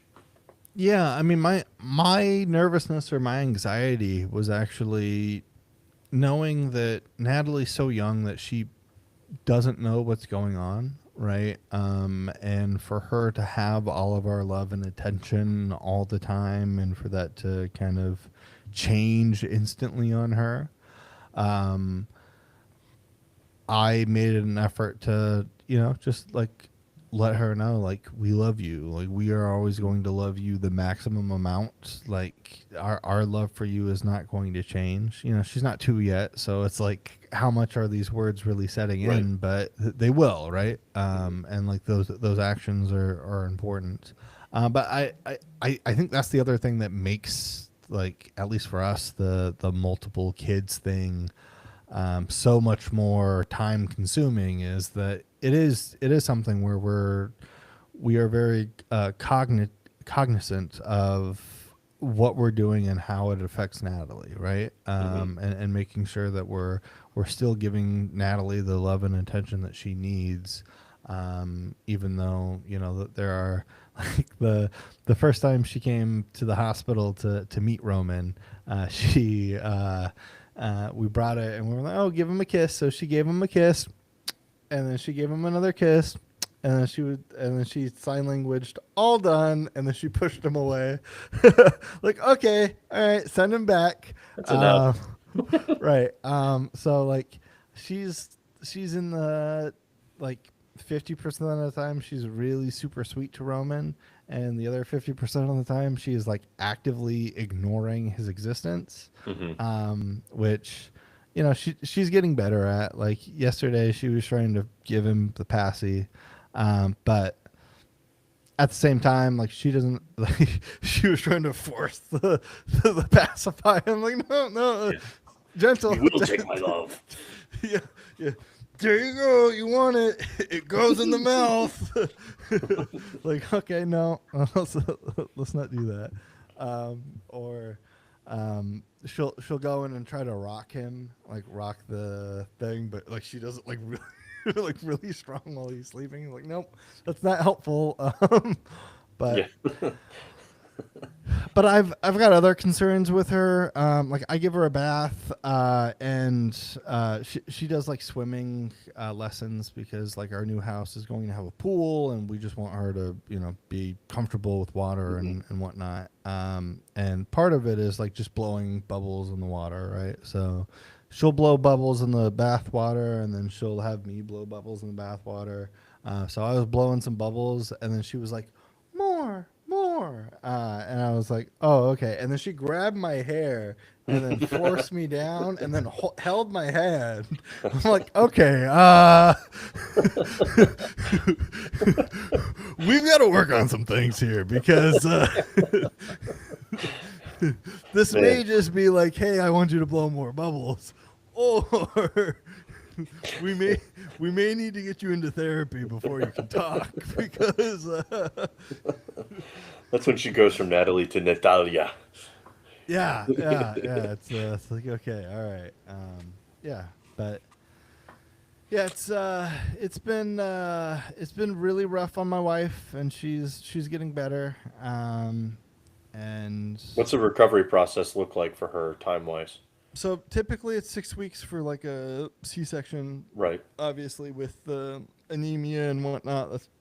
That's going to add to it, but it should be like 6 weeks until she's able to like actually like hold Natalie again and like do stuff like that. So I Uh, mean, we'll see what happens there. But like for her, I I don't know if this is just a Jackie thing or if it's a woman thing, but I think some women don't understand that things don't need to get done.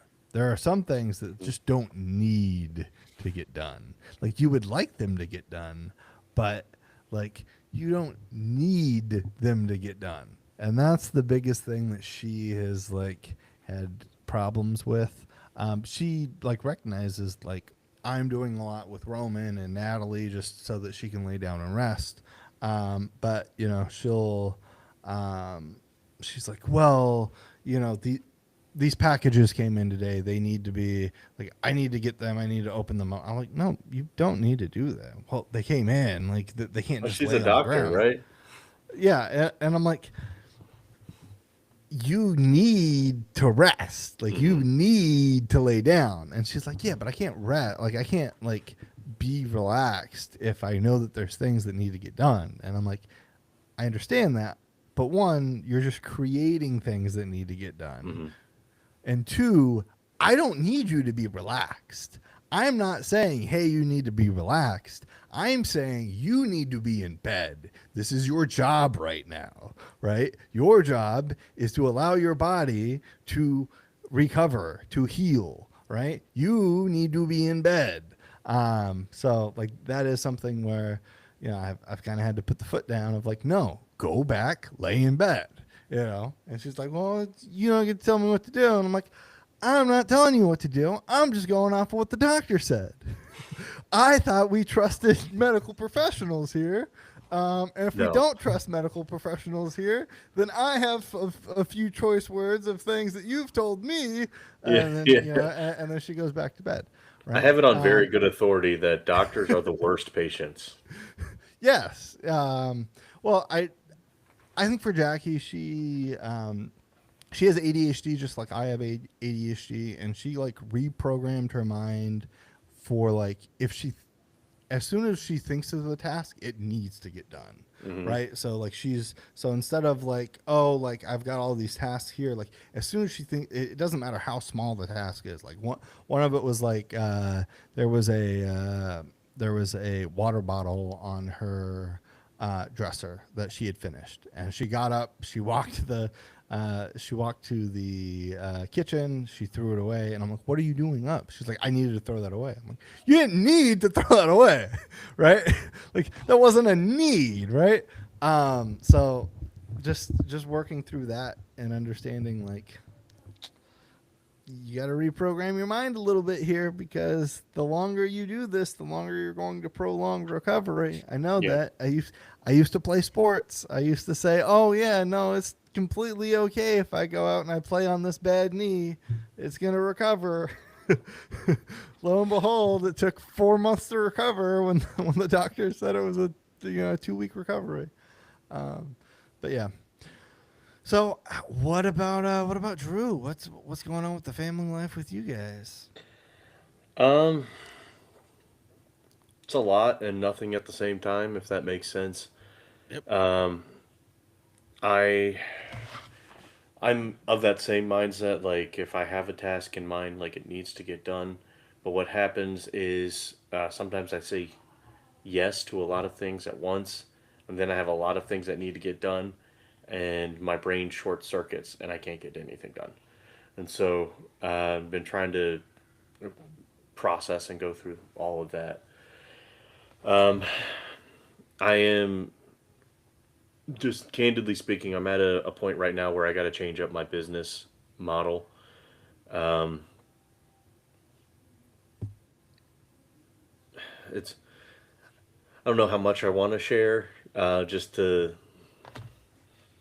like I don't know how heavy we want to get here, but set up a budget, found out we're quite a bit in the red every month, no matter what. Like best case earnings scenario, the way I've structured things, we are still like 50% in the red every month, which is why no matter how hard I work, how many hours I work, I'm still getting behind further and further every month. And so I'm trying to figure that out, um, and trying to, I'm adding, like, I have a part time paid ministry opportunity that I'm incorporating. Um, and I'm really at the point where personally, like, how much do I add to my life to take care of this? But then I'm losing time with my wife and daughter. And so I got to figure out that balance. It's the same thing every every dad goes through. And it's a little more magnified when you have decided to put your income into your own hands instead of trusting a job to do that. And so there's a lot I'm balancing with that.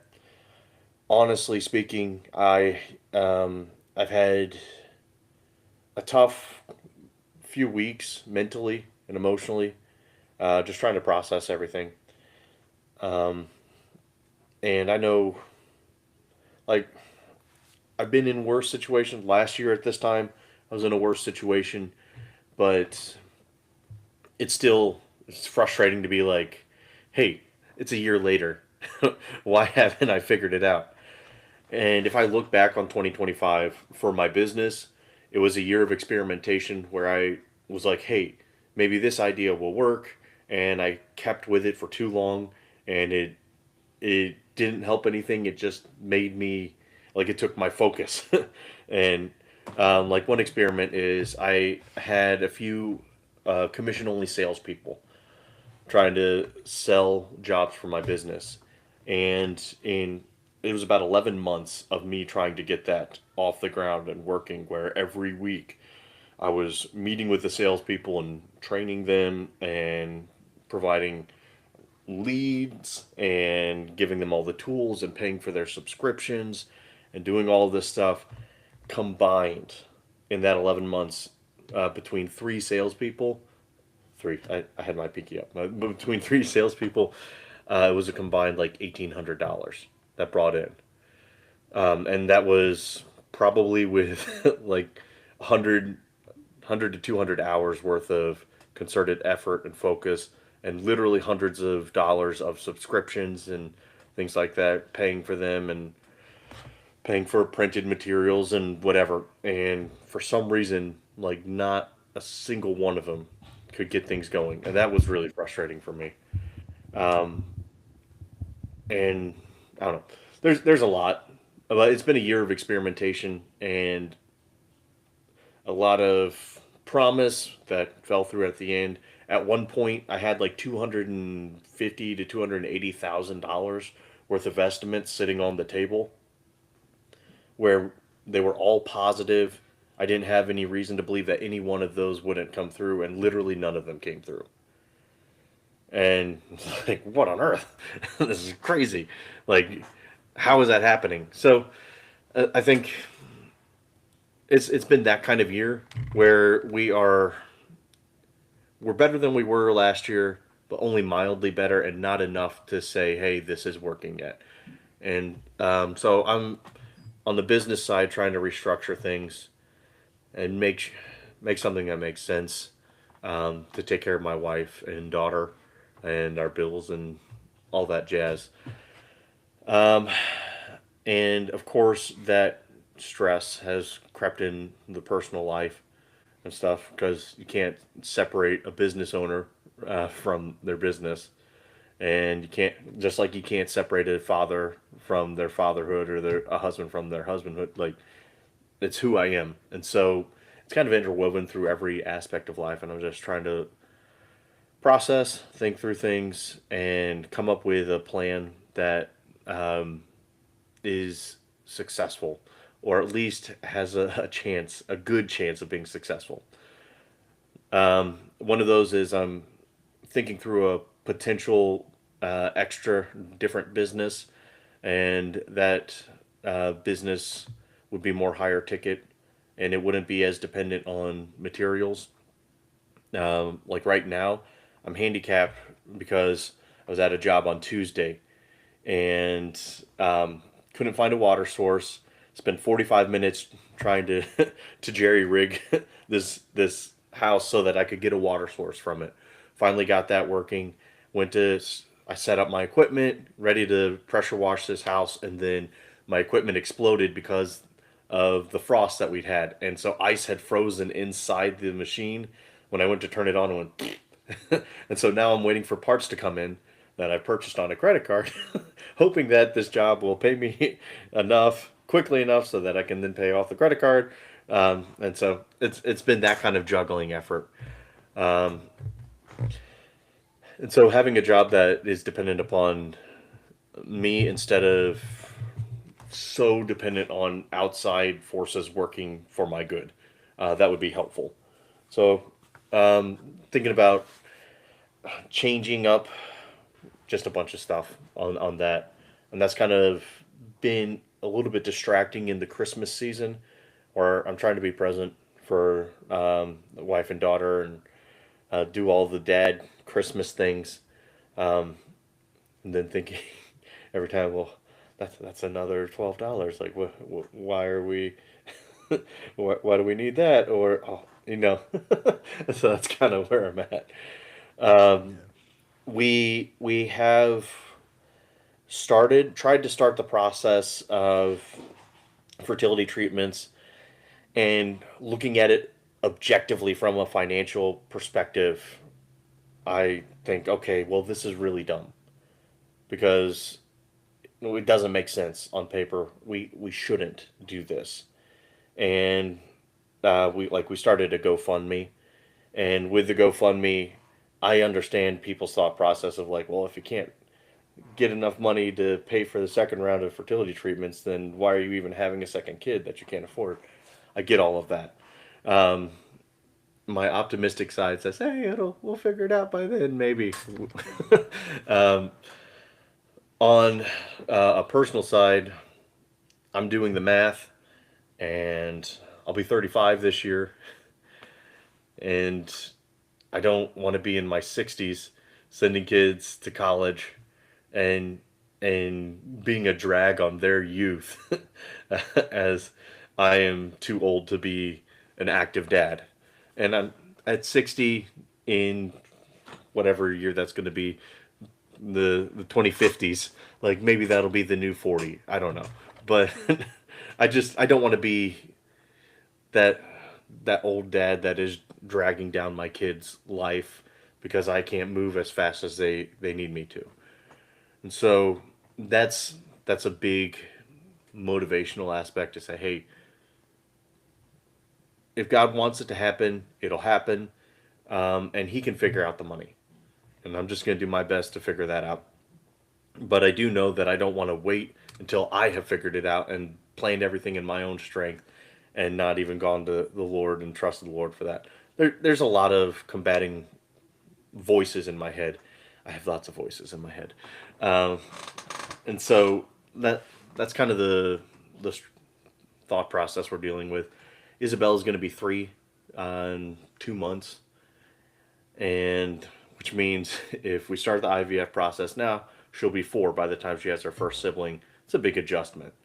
Like you were talking about Natalie almost being 2 and having a big adjustment. Like it's going to be a big adjustment no matter when it is. It it's going to be really big when she's 4 or 5 or 6 having a second sibling, and so there's just a lot um, that goes into, hey, let's try to raise money for this now and see what God does and see if we can and see if the Lord will provide and figure things out on the other end for us. That's kind of where we're at with all of it. Yeah. And I'm comfortable with this. When these get edited down and broken into separate videos that we'll just kind of release. Link into the description below for the GoFundMe there. Yeah, I As appreciate it. I've said before, like the child being a parent and being there for your children and having children's the greatest blessing in the world. And I think that if we can foster a community that contributes to that in one way or another, then we're fostering the right community. So, yeah, link below if you feel like the Lord's tugging on your heartstrings to donate and whatnot. Feel free to donate. I know it's going to happen for Drew, one way or the other. But if you want to be, a force in that happening, then we welcome that 100%. Yeah, I appreciate that. Yeah, Yeah. I get it. I understand. I've been out of a job since September. So it's been difficult. It is. It's difficult in the forefront, and I don't know if you're like me, but like in the forefront, like in present day, I feel like I'll figure it out. And I have like a confidence of like I'll figure it out. But the anxiety is really the future of like, what if I don't figure this out, Hmm. right? Yeah. And like I have those two conflicting personalities that are at odds at all times. Of if I don't figure this out, what am I going like? What is this going to end up being for my kids, for my wife, right? Hmm. And then I have this other like, why are you worried about this? You figured this out before. You'll figure it out again, right? Like this isn't anything new. This is what all people go through. All people have moments of instability or the trials and tribulations that the Lord puts us through, right? And as long as you have faith and whatnot, you'll be able to make it out on the other end and be successful. But it leads to a lot of stressful nights of just laying there, just thinking of all of the possibilities that can happen. So I definitely understand that, and I know things are going to get better for you. I've seen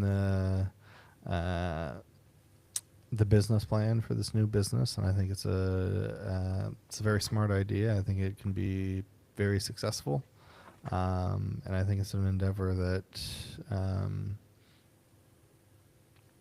like I said, I can see being very successful and can be something that a year, 2 years, 3 years from now, you look back and say, "Man, I am really glad that this is something that I started today, Hmm. um, and like that's my biggest thing that I look at in life is how many times I've looked at things and said, man, if I would have started this 3 years ago, I would have Right. been so much better, right? So Yeah. I want to be in a position where 3 years from now, I want to start thinking, man, I'm glad I did this 3 years ago. Yeah. Um, so, and I think that's, I think that's going to be the endeavor that you have there. And I know that we'll hear about this endeavor more in the future. Um, that they will be uh, a sponsorship Yeah, man. to the podcast in the future. But yeah, we want to foster a community here that allows men to be men, allows men to talk about the struggles of being a father, and that's the struggles of parenthood and figuring that out, and the struggles of the struggles of putting things on your plate and being the leader of your family, right? And um, you know. Uh, that's going to be one of the great things about this podcast that we continue to put out, and As long as we you can know find time. look, that's the thing is like this podcast isn't here to be our saving grace. This Yeah. podcast here is to be like a documentation of regular people going through it, having our own opinions, and like making time when we can make time to put it on the record. Um, but over time, what's going to happen is like these episodes are going to be a little different. They're going to end up, a lot less. Um, Regular. no, I think a lot less wondering of what's going to happen in the future. Um, Yeah, and watch and our personal growth. exactly, Yeah. and a lot more advice, right? Something that you can look back and you can say, hey, like, I can see where they are right now, um, and I can see where they started, and they've been consistent the whole time, and that's the that is the representation that we want for the people watching us is one consistency in our thoughts and our values, that we're not going to change our values are driven by the Bible or driven by God, and we are Hmm. not going to shy from that, and then also we're not going to shy away from where we fall short on a week to week, a month to month, or a year to year basis. But we're also going to share the blessings that the Lord has bestowed upon us, and give Him, his rightful praise, right? So that's going to be really cool moving in the future, seeing those different things happen.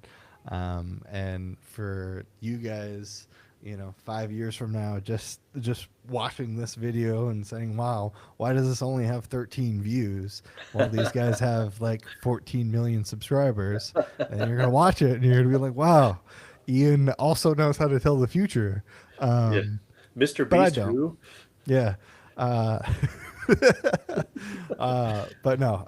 Yeah. I'm excited for the things that you have coming, because those blessings are right around the corner. They are, and the fact that Yeah, you're for going to be me, able to. Yeah. for Yeah. me, Go ahead. it's just a season of learning to be patient and trust God. Yep. It's the trap of I know that I have like the intellectual ability and the ability to communicate what I need to and things like that. And so oftentimes if I'm not walking in the spirit, I start to trust in my own ability. And then I find that my ability leads me to the wrong way and I fall short. And so it's glorifying or praising my weakness because I know in my weakness he is strong and I can trust in the Lord and I don't have to do it, but I can instead of like struggle through and push through with my own strength, I can rest in His strength and take His yoke. So that's the lesson that I am trying to learn. Yeah. Slower than I need to learn it, but I'm trying. Yeah, no, I've had this conversation many times. I feel like the Lord has had many conversations of like just looking at me and being like, I gave you these Yeah. gifts. I gave you this intellect. I gave you this ability to communicate effectively. You can't say, "Hey, I don't need the Lord to use Right. this. I gave it to you. Use it in the way that I want you to use it." And it's like, "Okay, sorry. I apologize. Yes, Lord. You have given me these gifts. You give everybody their unique gifts so that they can go out and do your will in the way that you see fit. And it is important for me to understand that and to understand what you have given me. You can easily take it away Yeah. because there are so many times where I feel like, oh man, I have such a great intellect. And then the next day I'm like, oh, geez, I am the dumbest person I'm in a dummy. the world. I think that And about you a God's like, lot too. No, I'm just kidding. yeah, yes, exactly. Yes. Yeah. But this is this is why it's important to have friends who can be honest Hmm. with you, even when they're wrong. They Yeah. can be honest with their feelings. So they can say, Ian, you're really dumb. And I can be like, Drew, look who's talking. Uh, and then I can say, I know you are, but what am I? Yeah. Um, Yes. but yeah, I mean that's what this podcast is about. It may be infrequent, it may be, but I mean we'll get a schedule eventually. But you know we're not here to make millions of dollars right now from the podcast right now. Now, if you want A to give couple us $1 months, million, maybe. yeah, look. If there are any foreign agents out there that would like to give us money, like the Russians I gave knew. Tim I knew he Pool, was talking to the Russians. um, look, if you want to give us $5 million He to wants to be say some Tucker things, Carlson. That's what he's saying. give us the money. I heard Israel is giving out $7,000 for every time you praise Hey, we're not Israel. allowed to talk about Um, that. That's scary. uh, you know, look, $7,000 can go a long ways. All I'm saying, look, Cutter, I know I said some things earlier about you bribing Donald Trump, but if you want to bribe other people, we're here. I'm We're getting jokes, put on a obviously. watch list right now. Hopefully, right now we have one person watching, so we're not on anybody's watch list. Is the issue? So I'd far, it's like my to be mom's on watch more list. people's That's watch it. list. So yes, please add me to your watch list, normal viewer. Yeah. Okay. Look, if the FBI has like I don't know 1,000 people who want to subscribe and add us to Yeah. your watch list, sure, as Go long for as it. you're watching uh, and subscribing. Which Yeah. reminds me, if you like what you heard, hit the button, the like button down below, smash that. Hit subscribe, hit the notification bells. We are going to be here sporadically or on a normal schedule. We don't want you to know. You're just going to have to watch us to find out. Just be ready. Um, be ready. All right. Thank you. Yeah. With that, I got to go to the bathroom. So I'll see you later, man. All right. Bye.